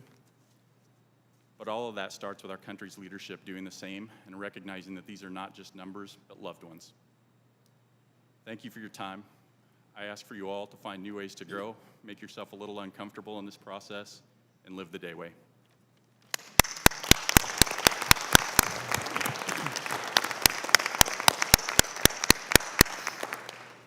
Next, we have the family of Corporal Humberto Sanchez, represented by Coral Bursino. Good afternoon. My name is Coral Bursino, mother of Corporal Humberto Sanchez.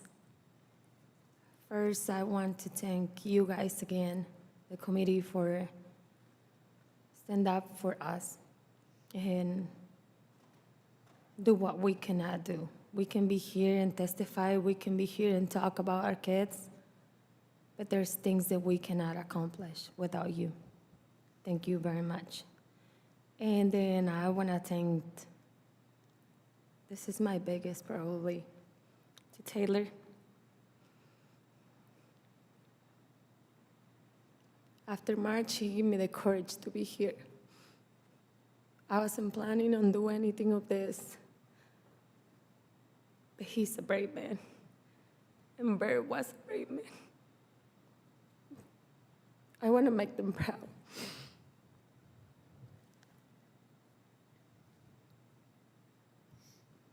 Let's go. 26 years ago, I came to this country to give my little girl a better life, a life that with all my efforts, I will not be able to afford. 1 year later, I give birth to my handsome green-eyed boy. I raised those kids to love and respect this country, and foremost, to appreciate the opportunity to live in the land of the free and the home of the brave. It was never, ever in my plans to lose my kid at the age of 22. Today, 2 years ago yesterday, we flew to Dover with my husband and only my oldest daughter to the dignified transfer. My son in a flag-draped casket, and 12 of his brothers and sisters. I will never get another hug or be able to tell him I love you. That day, to be honest with you, I was numb. I still cannot believe Bear was inside that plane. I truly want to run to his casket, open it, and kiss him. But instead, I have to hold my daughter, standing next to me. Her legs were giving out from underneath her, as she had just lost her best friend in life. I remember Alan and myself were holding her. The pain Abbey was feeling was unexplainable. Bert protected his old sister. They were barely close growing up. She loves her little brother and wants him to be alive. In that moment, it's when I understand that I didn't have another option but to be strong. Even when my pain was probably worse than my daughter's, I still have to be a mom for my 3 kids and my granddaughter that she was only 1 year old. She was not going to be able to raise that little girl. Somebody needs to step up. I learned how to smile during the day and cry at night when no one was looking. My wounds were healing slowly, just learning to live with the emptiness every day. I tried to live my life until this past March when this hearing started and I listened to Tyler testify and something clicked on me. I had stood in my grounds for over 18 months. I was not gonna get involved in anything politically. However, something never felt right in my heart. I am the type of person that likes to listen, not likes to talk and fight. I was being told too many things that didn't match, and the story did not add up. What did really happen? Was I even told the truth about my son's death? Wasn't. Something I learned about my son after he got killed, it was that he always stood for the people and he stood and defend the ones getting bullied at school, the ones cannot defend themselves. He was the great defender.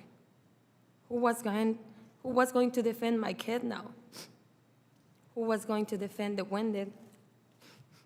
Who was gonna go to defend the ones serving along his side in Afghanistan?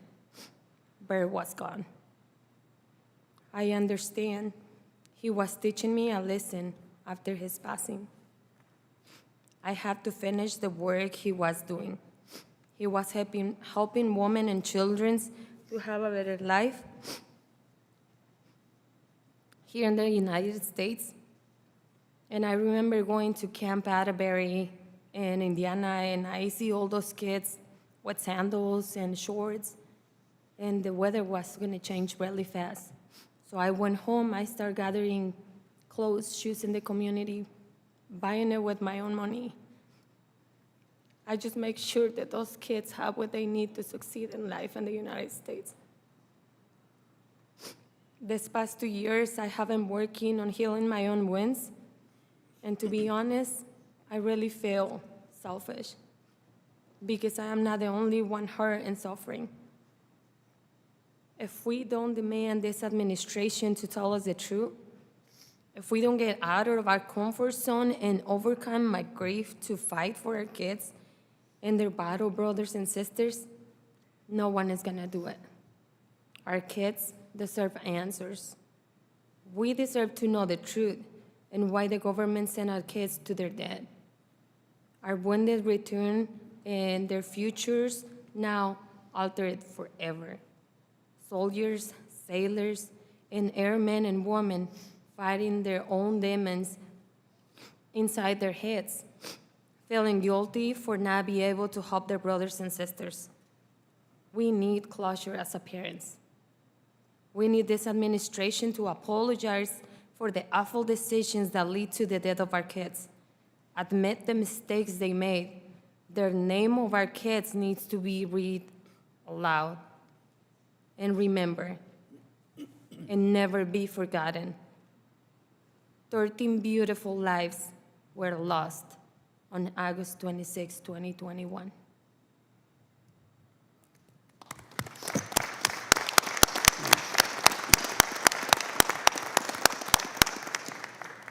Next, we have the family of parents of Jared Schmitz, Mark and Jacqueline.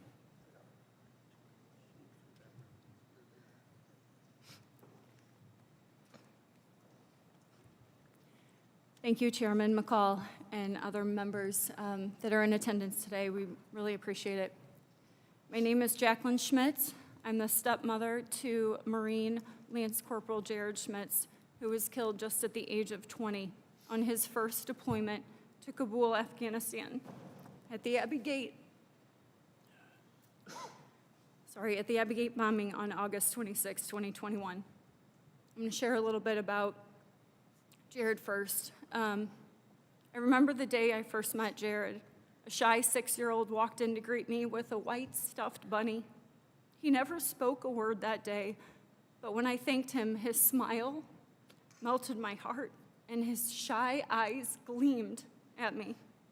And it's that smile, even in new or uncomfortable situations, that has warmed the hearts of so many people. And that's a smile now that we can only dream of. Through the years, Jared knew no stranger. He was an easygoing kid and embraced friends from all walks of life. He never had any judgment and always found commonality. Growing up, he had a stepbrother that was 1 year younger than him and 2 little sisters, all of which annoyed him regularly, I'm sure. It wasn't always peaceful or easy being the oldest in our home, but Jared knew just how to balance the scales of chaos. He did it without complaint and keenly knew just how and when he was needed. Even though the Marines was a perfect fit for Jared's personality, we challenged him about that reality. You know, this is not the call of duty. This is real life. But Jared was persistent and dedicated in his path since sophomore year of high school. He always saw the positive in everything and told us that this is exactly what he was meant to do. By this time, Jared had a different demeanor. It was as if his confidence took on a new form. Still childlike innocence, but that shy, timid Jared was nowhere to be seen. He had found his calling. Before he even turned 18, Jared enlisted in the U.S. Marine Corps with the Parent Permission Program. But even prior to that, he trained religiously. Runs in the snow, workouts in 100-degree temperatures, and when he was done, he always smiled, that infectious smile. Barely an adult, Jared could not have been more excited to move on to the next steps of his life. The few, the proud, the Marines. In fact, Jared's favorite song was Hero of War, and it blasted nonstop for nearly a year before Jared was sworn in July 8th, 2019. Little did we know, this song would take on a whole new meaning when we got that knock at the door at 2:40 a.m. Jared, a hero that wanted to help people, and he looked to our military to make a difference. A hero that trained countless hours and weeks to be pulled into a messy and unnecessary evacuation, being called to handle government paperwork and stand guard to keep order as chaos continued to grow at the Abbey Gate. Mark and I have met a few Afghan families that Jared had personally helped. And that leaves us beyond proud that he changed the lives of so many and died doing exactly what he intended, helping those that couldn't help themselves. But what I still struggle with most is how this was all avoidable and the continued lack of information, help, and accountability and justice from the government. I know from recent testimony that the suicide bomber had been identified for days, yet our men were ordered to stand down.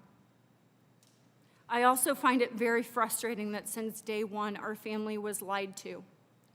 We were pitched a well-executed defense and evacuation, and ultimately spit in our face by referencing the evacuation as an extraordinary success.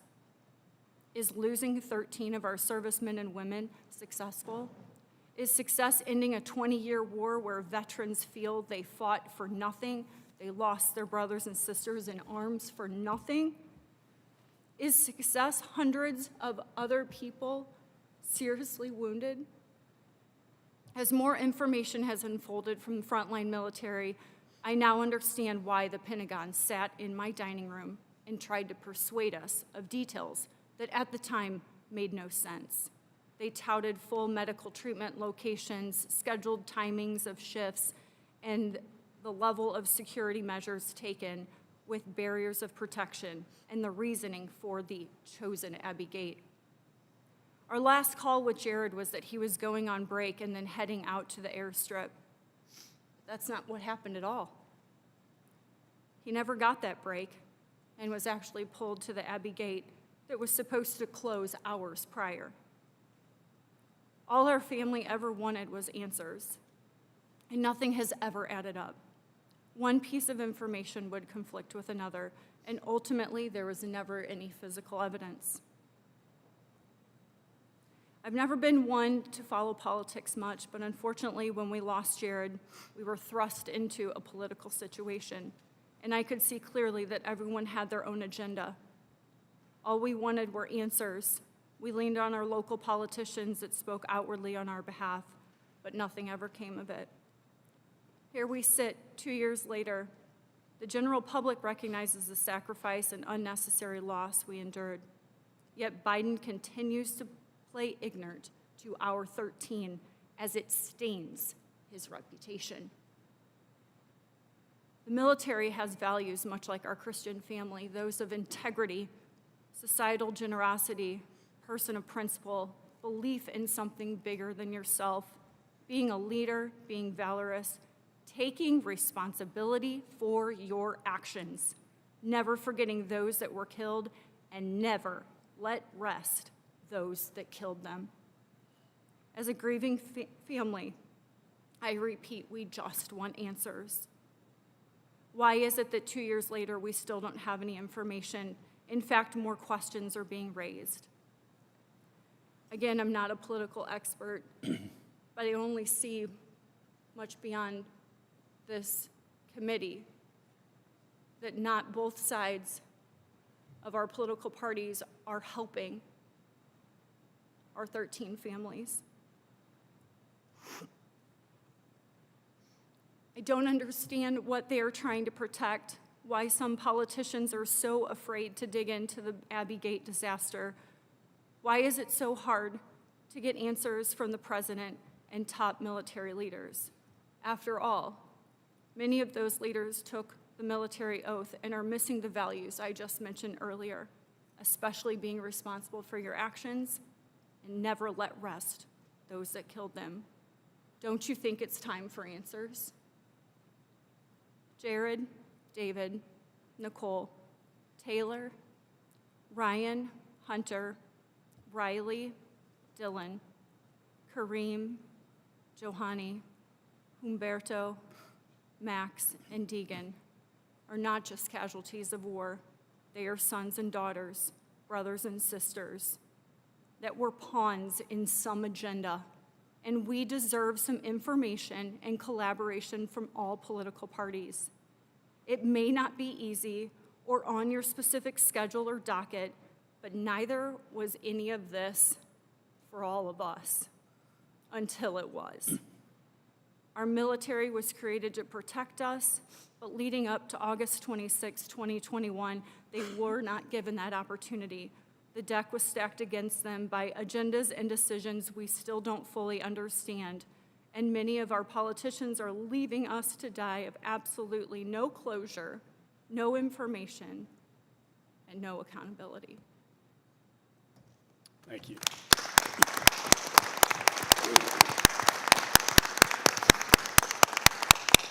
Thank you, Jacqueline. You do deserve answers. And Mark? Thank you, Chairman McCall and other members of Congress who are respectful enough to be here today. My name is Mark Schmitz from Wentzville, Missouri. I'm the Gold Star father of Marine Lance Corporal Jared Schmitz, who was killed at the age of 20 at the Abbey Gate in Kabul, Afghanistan on August 26, 2021. I identify as a father, a husband, a pissed-off, fed-up American patriot, and now, thanks to this administration, a Gold Star dad, a title no one ever wants to have. From the age of 3, Jared has always dreamed of being a Marine. Once he made it into his sophomore year of high school, he was hard set on becoming a Marine, his next move after graduation. Little did he know, or I know, that would end up being his final major decision in his life. 2021 rolls around quickly. He says he's getting to come home to see us and his brothers and sisters because he's finally getting to go home on his first deployment to Jordan. I could see the excitement and nerves in his eyes, similar to when he left for boot camp. The unknown could always be a scary thing, but the thrill to see the world also drove the excitement. He felt like he was finally getting the chance to make a difference. He felt by becoming a Marine, he would make that difference a reality. To know Jared meant you knew he always looked out for the little guy. He was the type of young man who looked out for everyone, especially those not capable of looking out for themselves. While in Jordan, he trained with his fellow Marines as they honed their skills to perfection. He earned the right to shoot and train with a designated marksman, so I again reminded him of the opportunity that he could be a sniper someday. He says, "Nah, Dad, too much math." Little did we know at that time that a sniper of all people would be the first and biggest asset that we would meet later on, named Tyler Vargas Andrews. Thank you again, sir, for being here. Jared reached out to me in mid-August and said they were sending him somewhere he couldn't talk about. I knew it had to be Afghanistan. We followed the news back home about what was going on and knew that it had to be the place. Ever since Biden decided to ignore all reliable intelligence from his top advisors and close Bagram Air Force Base, in July 1st, 2021, which directly and immediately led to the Taliban's taking back most of Afghanistan that our warriors previous had fought so hard to control. We knew somehow Jared and his Marine brothers would end up there having to help clean up this mess that never should have been created in the first place. After landing in Afghanistan, a few days went by before I heard from him. When he finally had a chance to call, he told me he was at the Abbey Gate. He said he thought he was going to die there those first couple of days due to the absolute chaos. He said, "Dad, the look on these people's faces was that of utter human desperation, and there's no way that we can save them all." He said he was exhausted and needed to get some rest before going back on the post. He told me they were shifting his post and he would be heading out on the airstrip. That never happened. The next day, the explosion happened. The next day, my son was gone forever. Fortunately, I was able to tell him I love him one last time.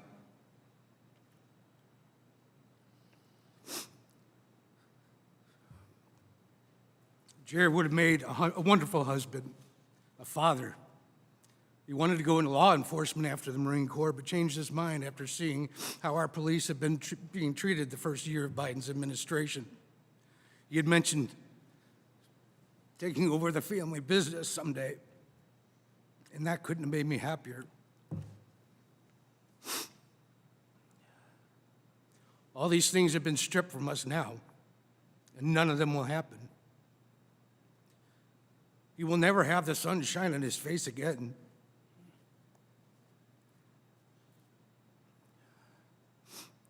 He will never have the chance to get married. He will never experience the joy of being a father, and he would have been one hell of a dad. we will never meet our grandkids. Our family name died that day.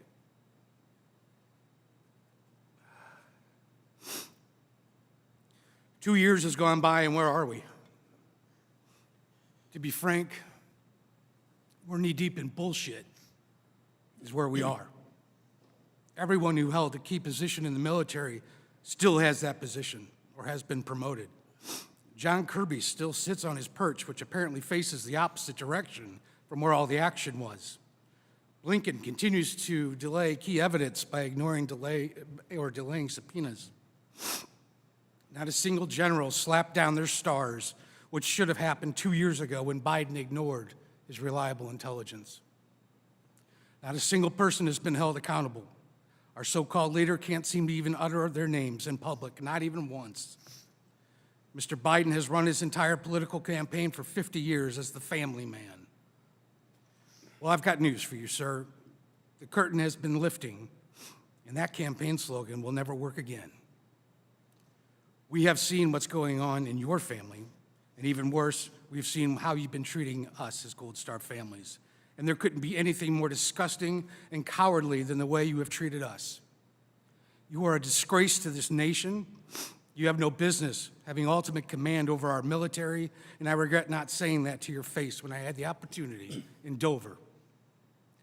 I felt it more important to bite my tongue, but I also had more important things on my mind at that time, like receiving my son's lifeless body stateside.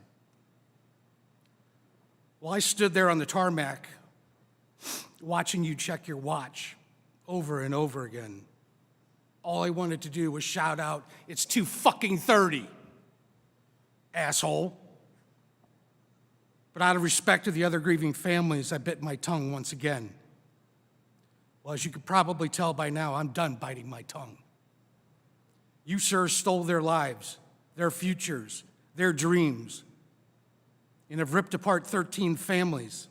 You cannot even man up and admit that. You, sir, gave us all the title Gold Star family. You, sir, discredit honor and integrity. 2 years later, there are things I find myself thinking about. Where and what was Biden's logic sneaking out of Bagram in the middle of the night before ever getting a single Afghan partner or American civilian out? This is the purest definition of intentional negligence. This is just one of many irresponsible and negligent decisions coming from the White House. In addition, leaving behind billions of dollars of our finest military hardware has led to the biggest international free market in history. Unfortunately, this will undoubtedly lead to more American military lives lost in the future.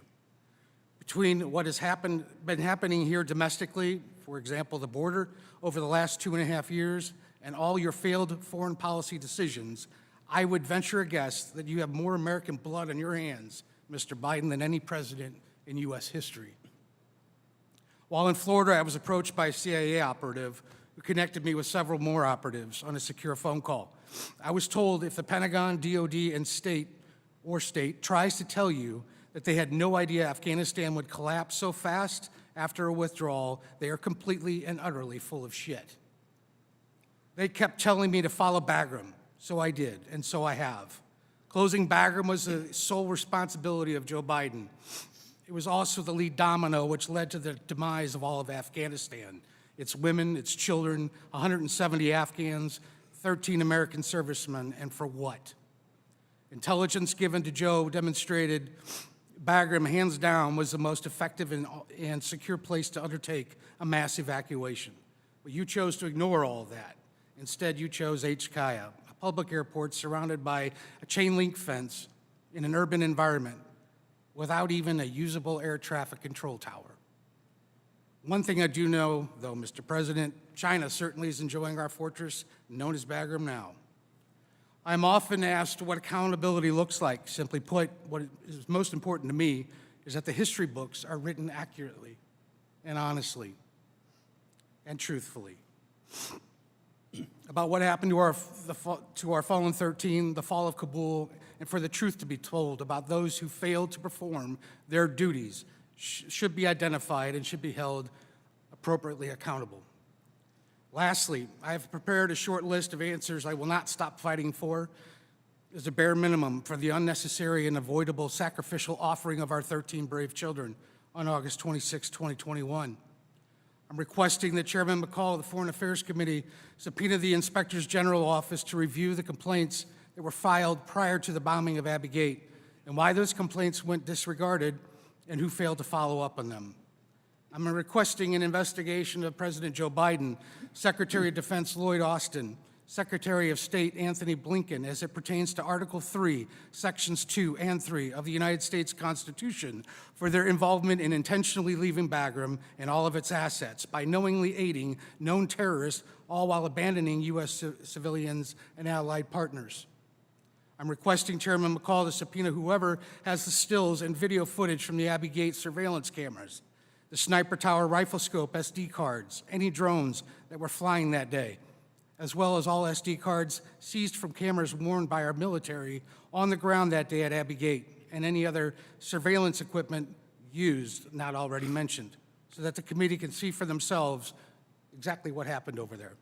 And finally, answers to the questions from Tyler's entire testimony. Why did NCIS or FBI never interview him? He was easy to find at Walter Reed. How could you send Pentagon officials to Gold Star family living rooms to present your conclusive investigative reports? How could a thorough investigation possibly even exist when key witnesses to the events were never even interviewed, including not a single Afghan or the sniper who could have ended it all before it even started? How could it just be acceptable that our snipers cannot get an immediate and straight answer from their commanding officer at such a crucial moment? This bombing did not come out of thin air. We had intel. The bomber was in the area. Lieutenant Colonel Whitehead and generals on the ground were aware of this and did absolutely nothing to prepare our sniper teams, which relied on their leadership. In closing, Mr. Biden and Secretary Austin, Secretary Blinken, if trusting and supporting our military is too difficult for you, then I suggest you pack your shit and enjoy your retirement, because from where I sit on my perch, the noose around your double-down notion that this was an extraordinary success looks like it's tightening a little bit more each and every day. Thank you.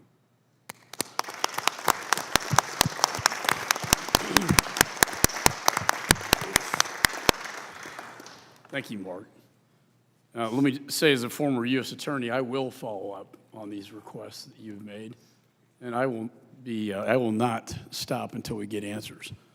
Let me just say thank you to all the family members. I know how difficult this is, and nothing we do or say here today will bring back your children, but we can get answers that they deserve, that you deserve, and the American people deserve.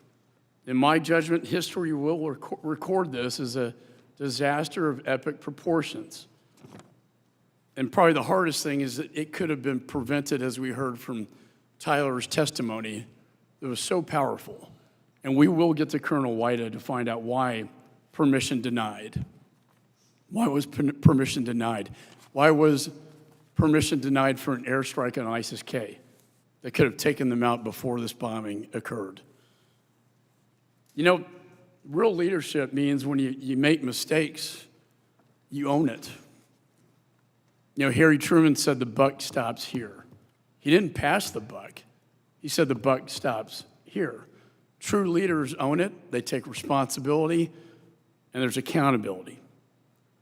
What I would like to ask all of you very briefly, while the nation is watching right now, and the Pentagon is watching, and the State Department, and the President, this administration is watching this right now.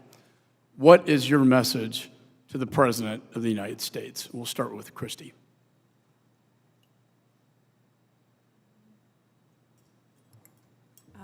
I would like to know why the red flags were ignored.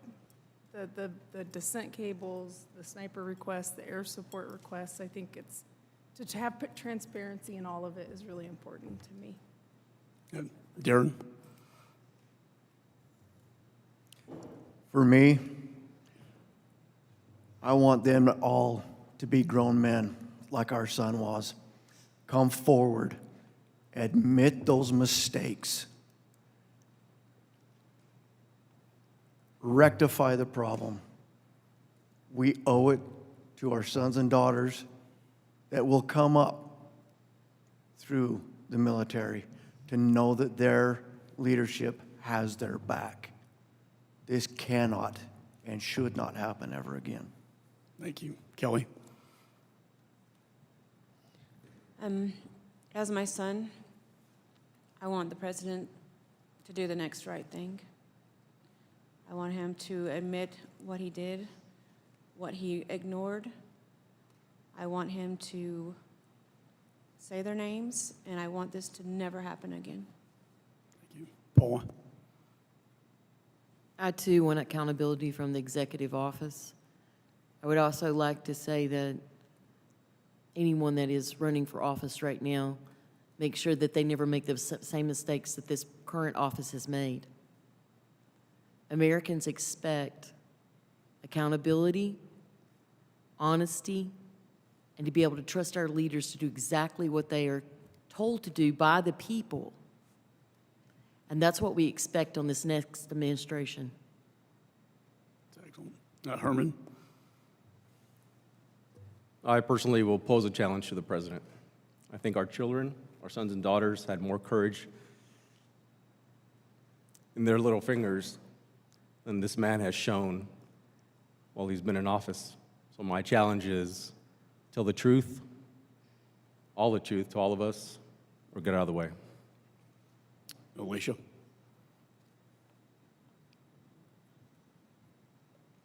As mother to Hunter and mother to a current son who is serving in the Army, I request accountability, and I request for this not to happen again, because God forbid, without the planning and plans in place, that I receive another knock on my door for a mistake that they have already caused. Thank you. Steve?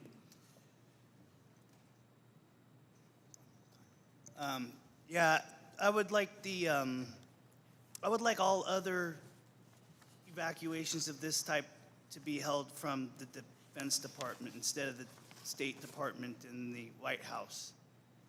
And I don't think we could change, to be honest with you, I think they had to do it again, they do it the exact same way. I don't think we've changed or we would change their chain of thoughts, but I would reiterate that, you know, they need to have 13 of these pictures in the Rose Garden at the White House and be honored by this administration, period. Thank you. I agree. Greg? Acknowledge what happened that day. We have a lot of mentally, physically wounded servicemen and women that need support that we're not getting because we haven't acknowledged that day. We need to acknowledge that. The second part is say their names. They've earned it. Thank you. Coral? I don't think a Gold Star parent needs to be sitting in this seat and ask for answers. Since the beginning, they should not lie to us. We deserve to know the truth and not ask for the truth. And I want to hear Biden saying our kids' names. And I always said our kids because they were our kids. Yeah. They were. Mark? As Darren mentioned, I would love to see the president man up, admit this was a more political move on his part than it was military. This is not a game. It's cost our kids their lives. It changed 13 families and a nation of veterans forever. And if he's honest with himself and he feels he can't do this job, because we have active military in place right now that scares the crap out of me for those guys to be under this leadership. If he can't be a leader, step aside and let somebody else do it. Thank you. Jacqueline?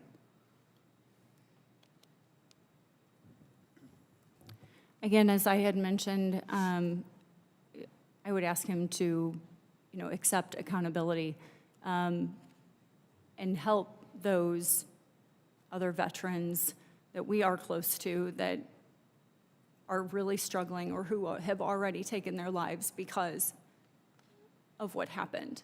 We don't need any more of that.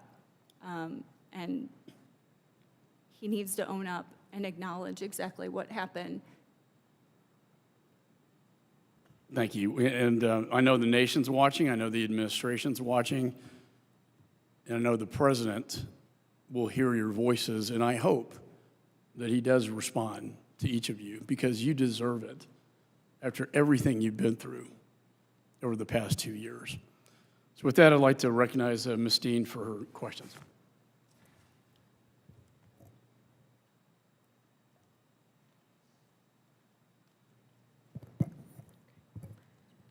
I think it's working. Yeah, thank you. In so many ways, I've been sitting here thinking, what in God's name can I possibly say to any of you? Your loss is unimaginable. You so generously say you don't want any other parent to go through this same hell. And we're here for that same purpose, I will say that. We want to learn. We want to understand. We want accountability. We want the facts and the truth. It's been pointed out that I'm a Democrat sitting here, but I'm not alone. Democrats want answers too.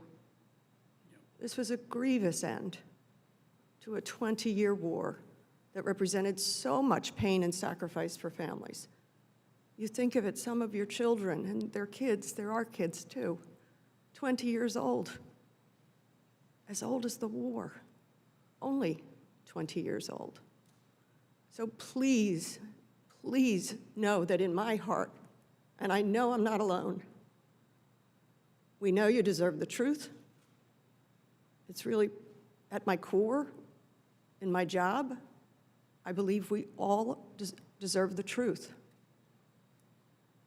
I don't see this as a political game. I see this as life and death. And much more importantly, it is about service to country.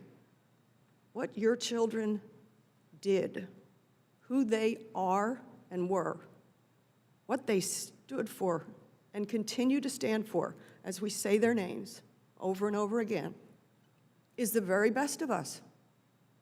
I never served in the military. I'm in extraordinary awe of our veterans, of our Gold Star families, of those we've lost. So please, please know you are not alone in your search for the truth. Chairman McCall, after our set of hearings, I have spoken with the administration directly about the truth and the gathering of the facts and making sure there is accountability for what happened, for the chaos at the end of this war, at the withdrawal at Abbey Gate, to better understand it for the very purpose that we never go through it again, but certainly to honor what you are here doing. So I have very little to ask because you've been so abundantly clear, but I guess I do want to reflect to you your losses, your extraordinary losses, in some cases 2 children, and what you bring to this table, sadly what you have to bring to every day, the strength to make sure we know your children's stories. I think it was you who said your son had taught you a lesson as you move forward in life. Your children are continuing to teach us all lessons. We honor their service. We are compassionate to you. And I say that not as a Democrat or as a politician or as a member of Congress, but as an American. We honor you. And I think in the little bit of time I have left, in each one of your sons and daughters, you talked about their drive, their absolute commitment to service, so that America better understands where does that come from in a young person. Maybe a couple of you might offer to me and to really those who are watching, where does that passion for service come from? Would anyone like to tell me about that? I would like to come forward on that. We taught Ryan to make a difference. And from an hour old, he did a push-up. We knew he was going to be something. So all I can say is that Ryan fulfilled our family's wishes to finish well and to make a difference. Thank you. Mark? We raised Jared with morals and dignity, with the faith and belief in God. And he knew the difference between right and wrong. He understood the difference between David and Goliath. I guess he always kind of pictured himself as David, but what other place could you ever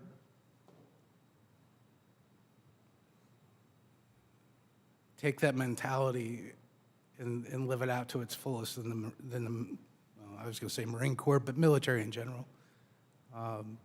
So that's why he went that direction.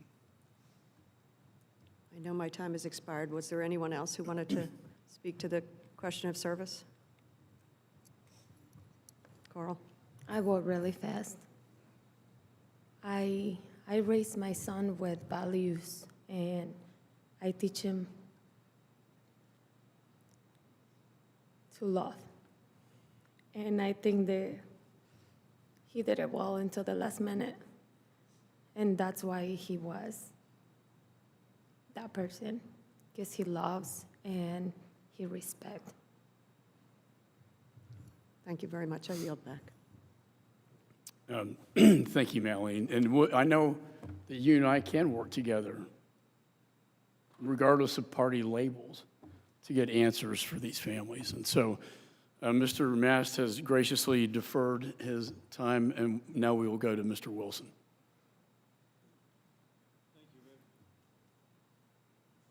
Thank you very much, Chairman Mike McCall, for your leadership and having this meeting today with such wonderful people. And I want to thank the courageous parents and family members here. I'm grateful to be a fellow Afghanistan veteran parent myself.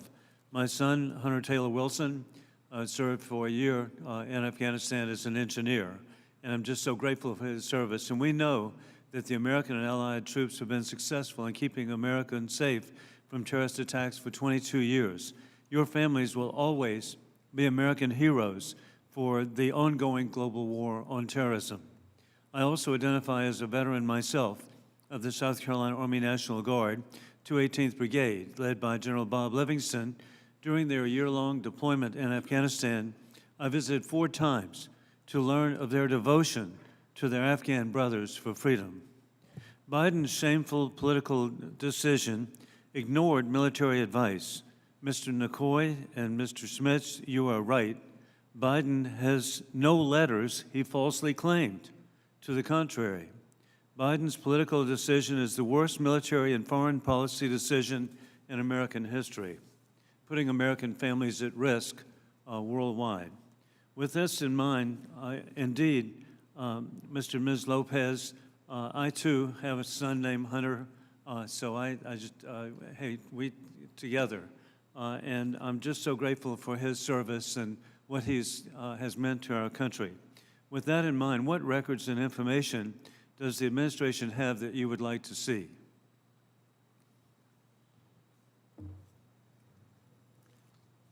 Well, I think overall, as far as records go, it would be as I mentioned earlier, the complete investigation. On a more personal note, there's some debate on whether some of Hunter's property was ever recovered.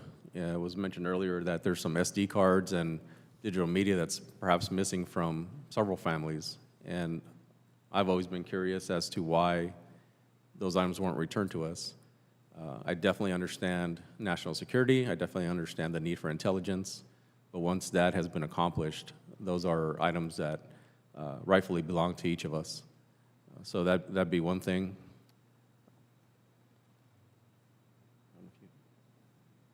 To piggyback on that, we were told that none of his property was located or it was misplaced.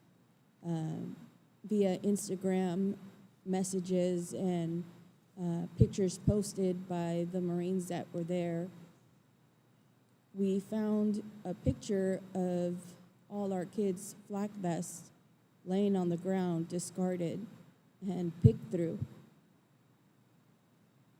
We found his kill patch months after the Marines had returned. A junior Marine had collected my son's kill patch, and it was given back to us months after he had been laid to rest. So for the military to tell us that their items were discarded or lost,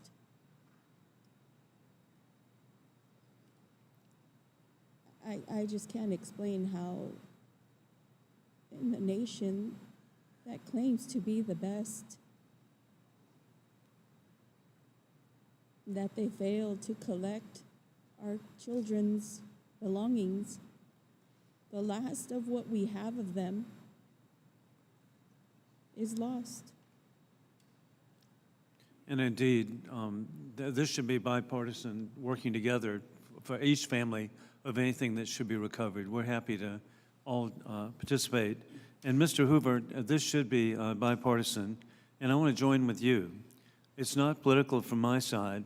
I asked 2 years ago for Mr. Biden and Ms. Harris to resign, and I knew at that time that meant that there would be a Democrat succession. And so it's not political. But sadly, we see he's still in office and the consequences worldwide of weakness by America. Additionally, I agree with Ms. Self that with the open southern borders, families are at greater risk today of an additional terrorist attack than ever in history.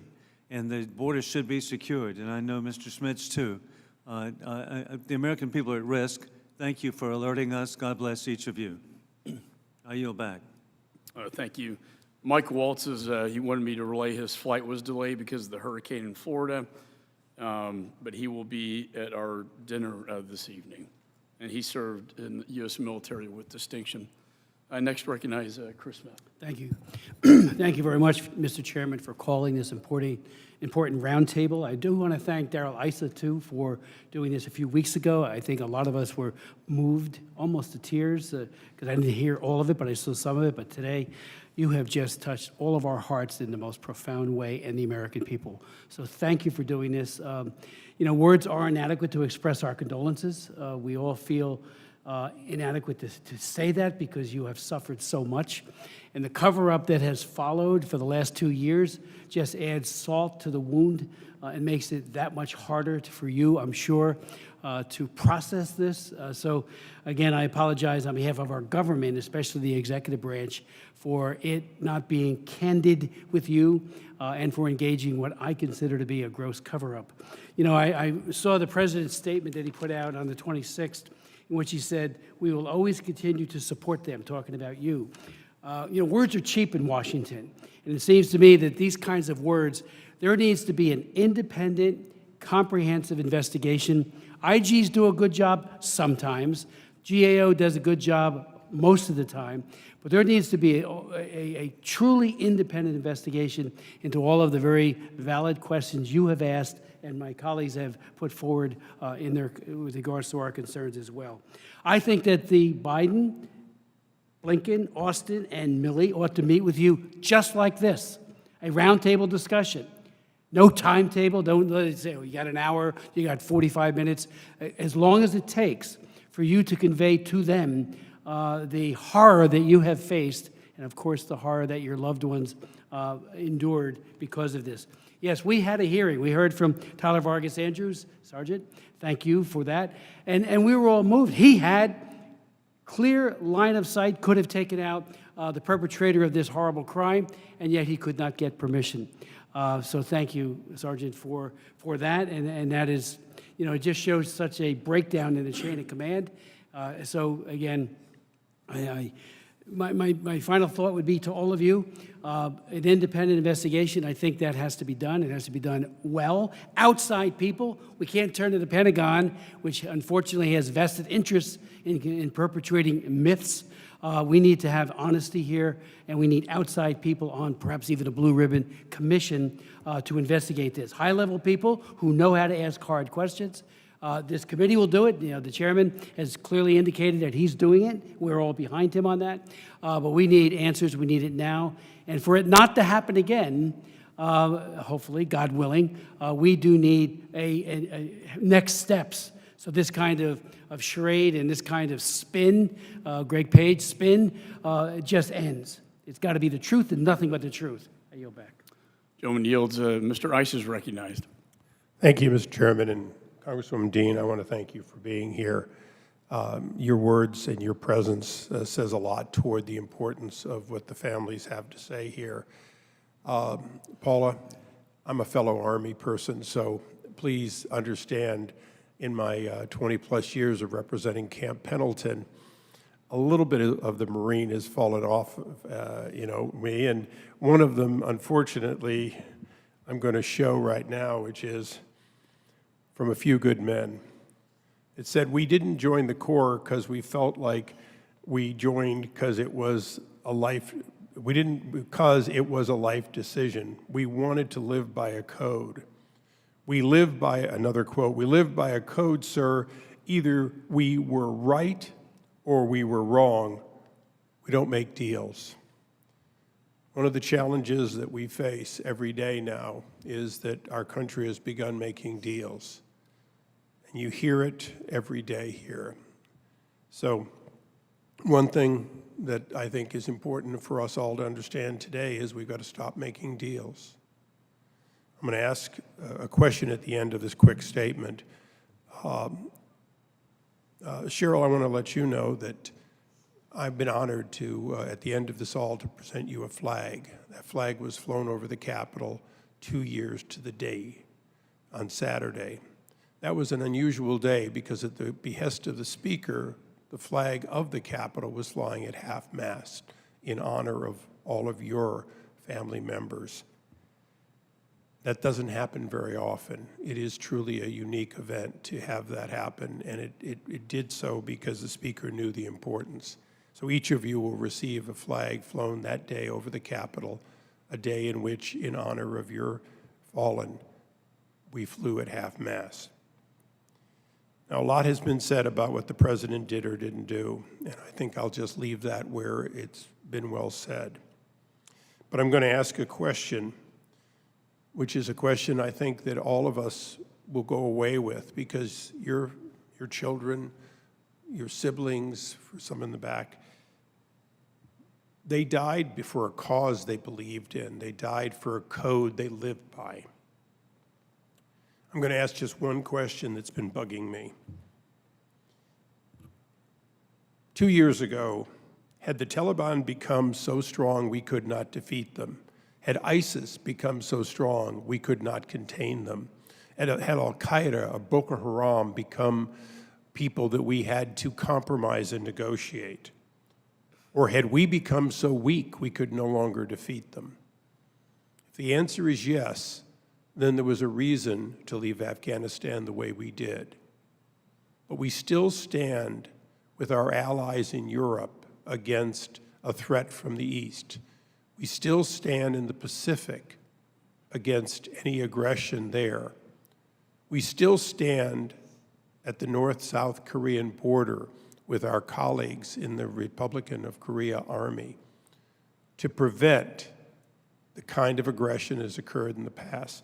So I'd ask you, as people who have paid a sacrifice that we can only imagine in horror of losing a child, a loved one, should we quit standing because we are too weak or because the others are too strong? Or should we continue to stand up against aggression the way your loved ones did and paid the price for it?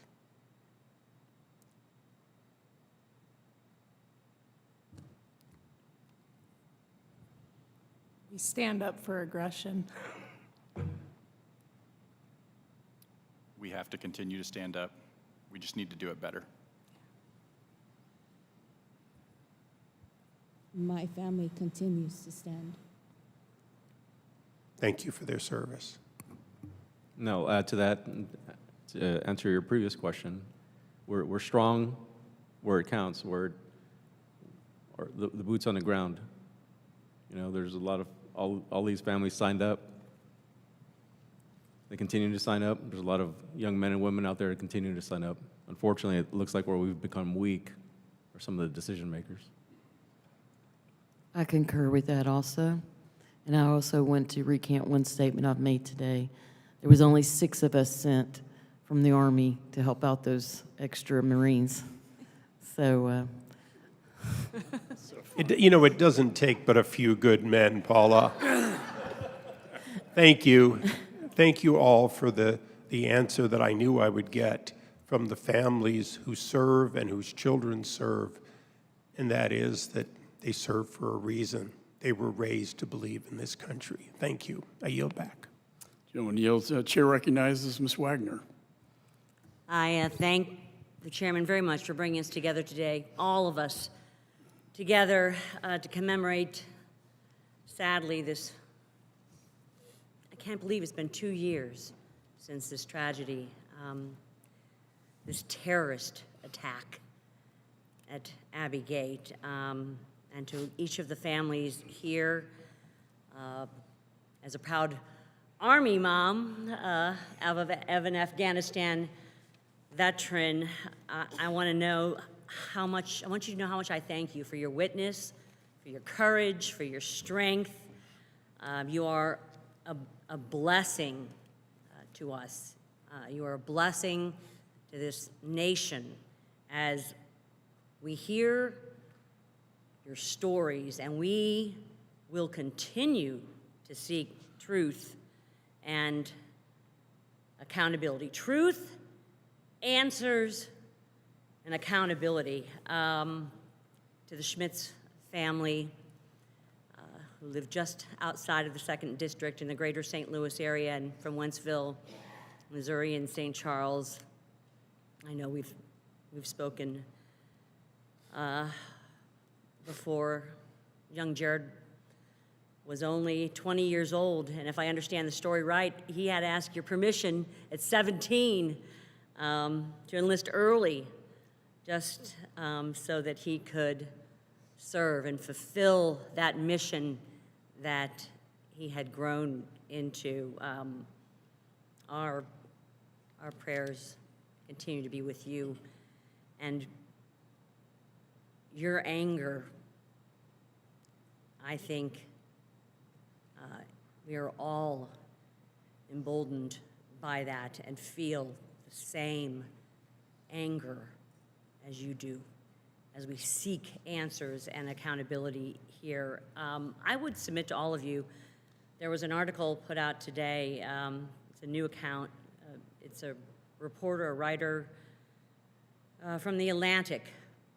His name is Mr. Franklin Foyer, and it details President Biden's horrific failure in Afghanistan, and it confirms in just an excruciating and painful, heartbreaking detail what we knew from the very beginning, that President Biden's was committed, the United States, to just a deeply flawed and bad plan. And it was obvious from day one that this shameful flight from Afghanistan was going to be a disaster and a humanitarian tragedy. And in fact, it was.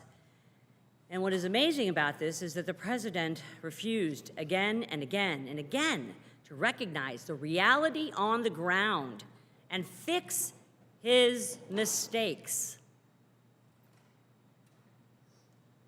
against the advice of many experts and advisors. It's hubris, complete and total incompetence and hubris.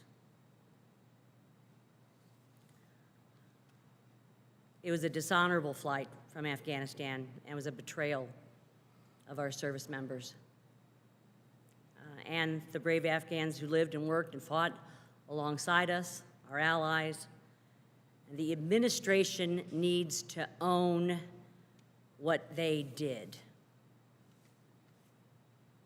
Again and again, we have directed the State Department in the strongest possible terms to cooperate with our investigation. I want you to know that. And I've been, as all my colleagues have been, to the State Department's woefully inadequate readouts and classified briefings, and I've read the overly redacted documents that they've grudgingly provided with disgust. They have done their best to hide the incompetence, but know this committee's not going to stand for it. We are not going to stand for this. We will not rest until this administration takes responsibility for its failure to see this mission through, to say your children's names. We will get that accountability. I'd just like, Mr. Chairman, to go around the room one more time and have each of you say your child's name in a word or two that describes who they are.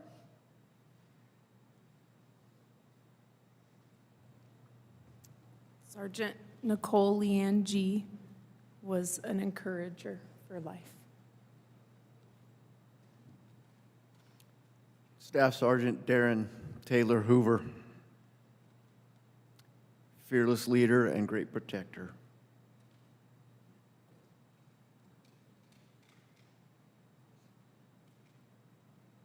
My Taylor Hoover, champion of people, a lover of human. Army Staff Sergeant Ryan Christian Canals, brave, influencer, full of joy.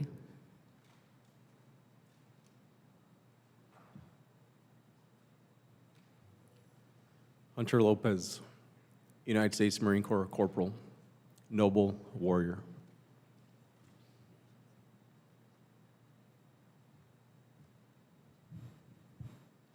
Hunter Lopez, Jedi warrior.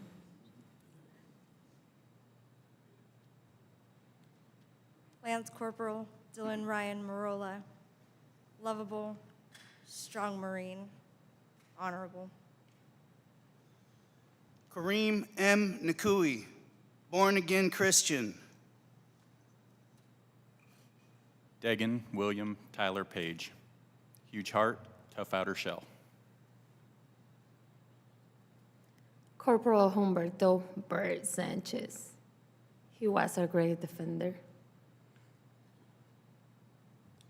Lance Corporal Jared M. Schmitz, compassionate warrior and honorable. Jared Marcus Schmitz was humble and dedicated.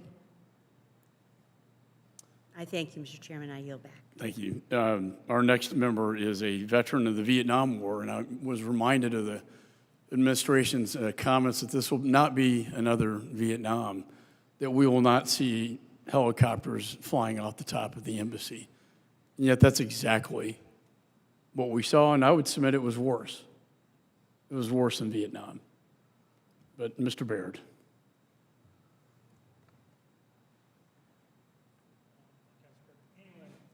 Thank you, Mr. Chairman, and Ranking Member, I really appreciate having this opportunity for all of you to be here and share your very compelling stories.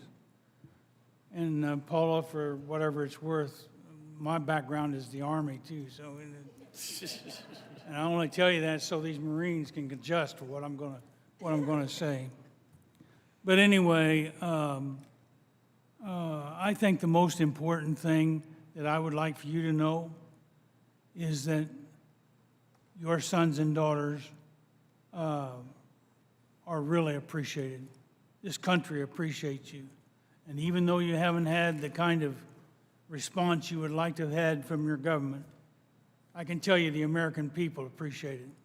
And I think you should be very proud and I can say this with integrity, I think you should be very proud of the sons and daughters that you've raised and that end up serving in the military.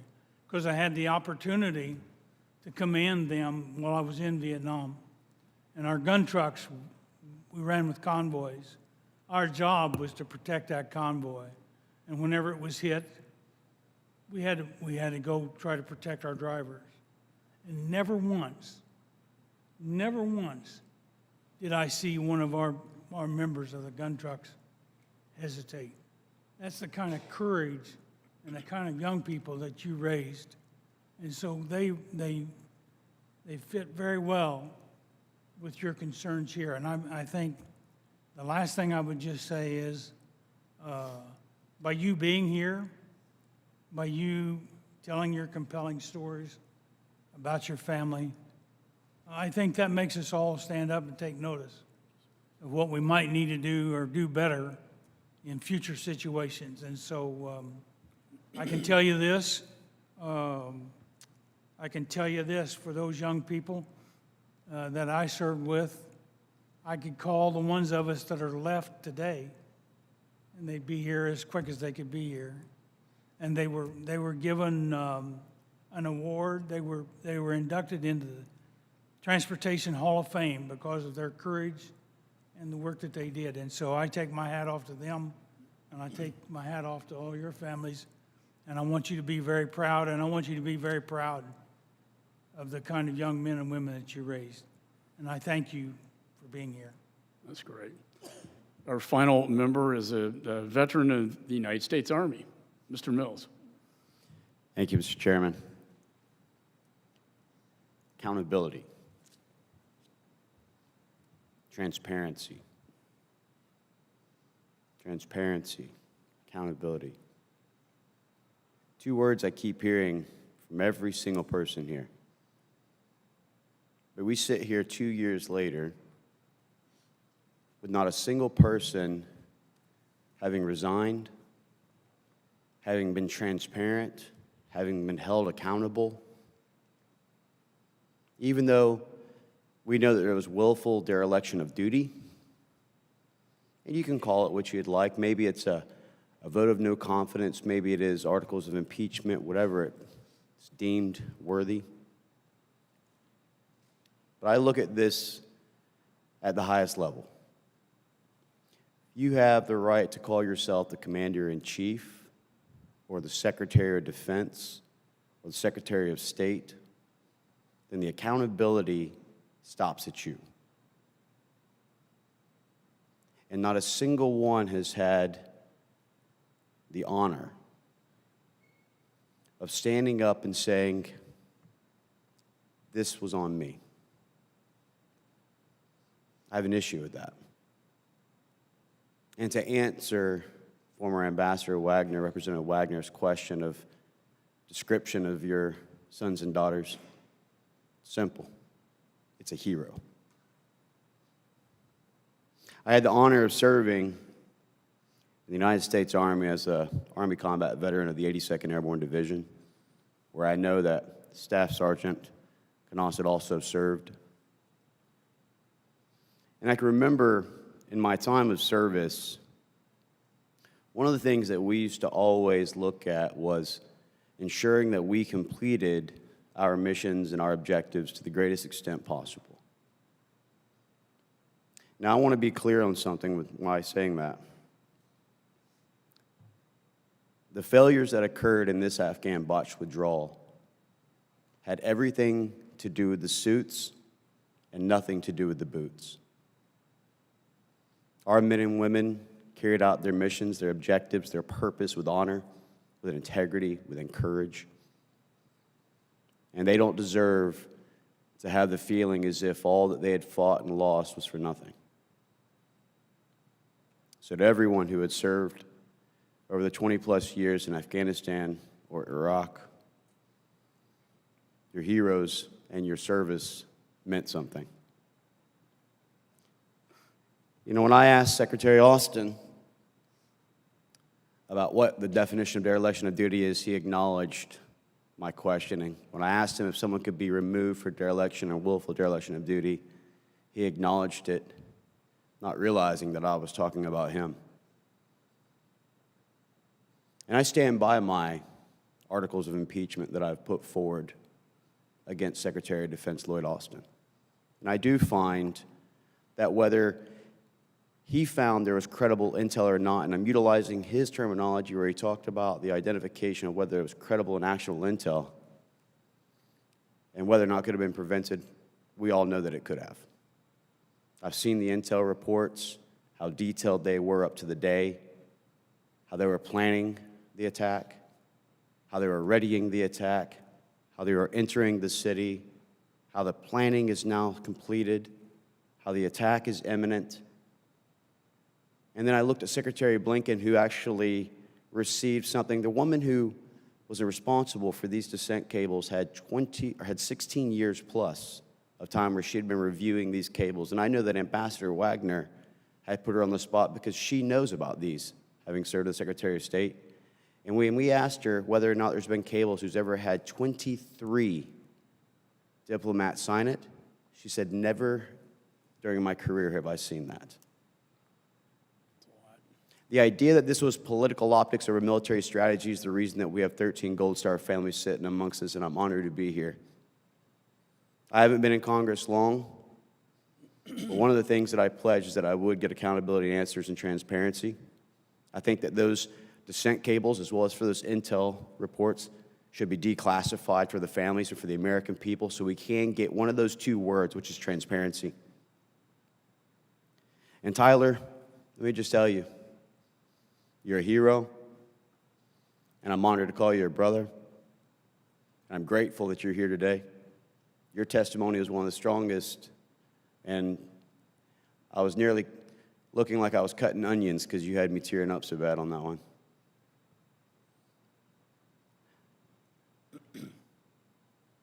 There should have been clear escalations of force and rules of engagements that were set forth so that you could have carried out your job and have identified the bolo and stopped this from happening.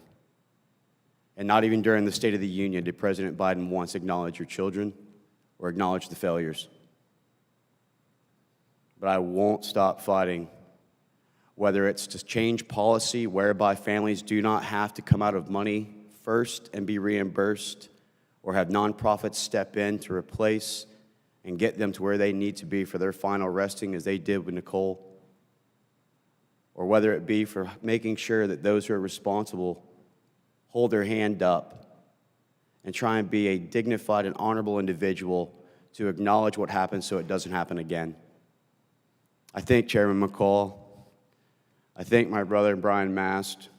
I thank Ms. Dean for being here and for acknowledging the sacrifices so that we can not just look at this from a partisan perspective, but so that we can get accountability that guarantees that we don't see this again, whether it be in Iraq, whether it be in Syria, or any other future operations. But I'll tell you, the most successful and victorious battle is the one that we don't get ourselves into to begin with. We have to start prioritizing our nation, our people, our borders, and make that our priority, and not the borders and the lives 9,000 miles away. Our American lives must come first, and I'm honored to be here, and thank you so much for everything that you did. With that, I yield back. Thank you, Corey. Let me just say in closing that we are behind you, and the nation is behind you. And we will seek justice, and we will hold those accountable for you, but most importantly for your children. They deserve that. And every veteran who served in Afghanistan deserves that.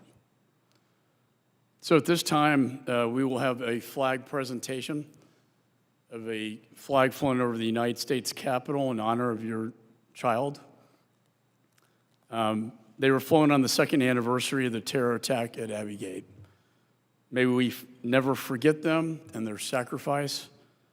So I would ask that each family rise and stand beside the photo of your loved one, and the members here will present a flag to each of the families.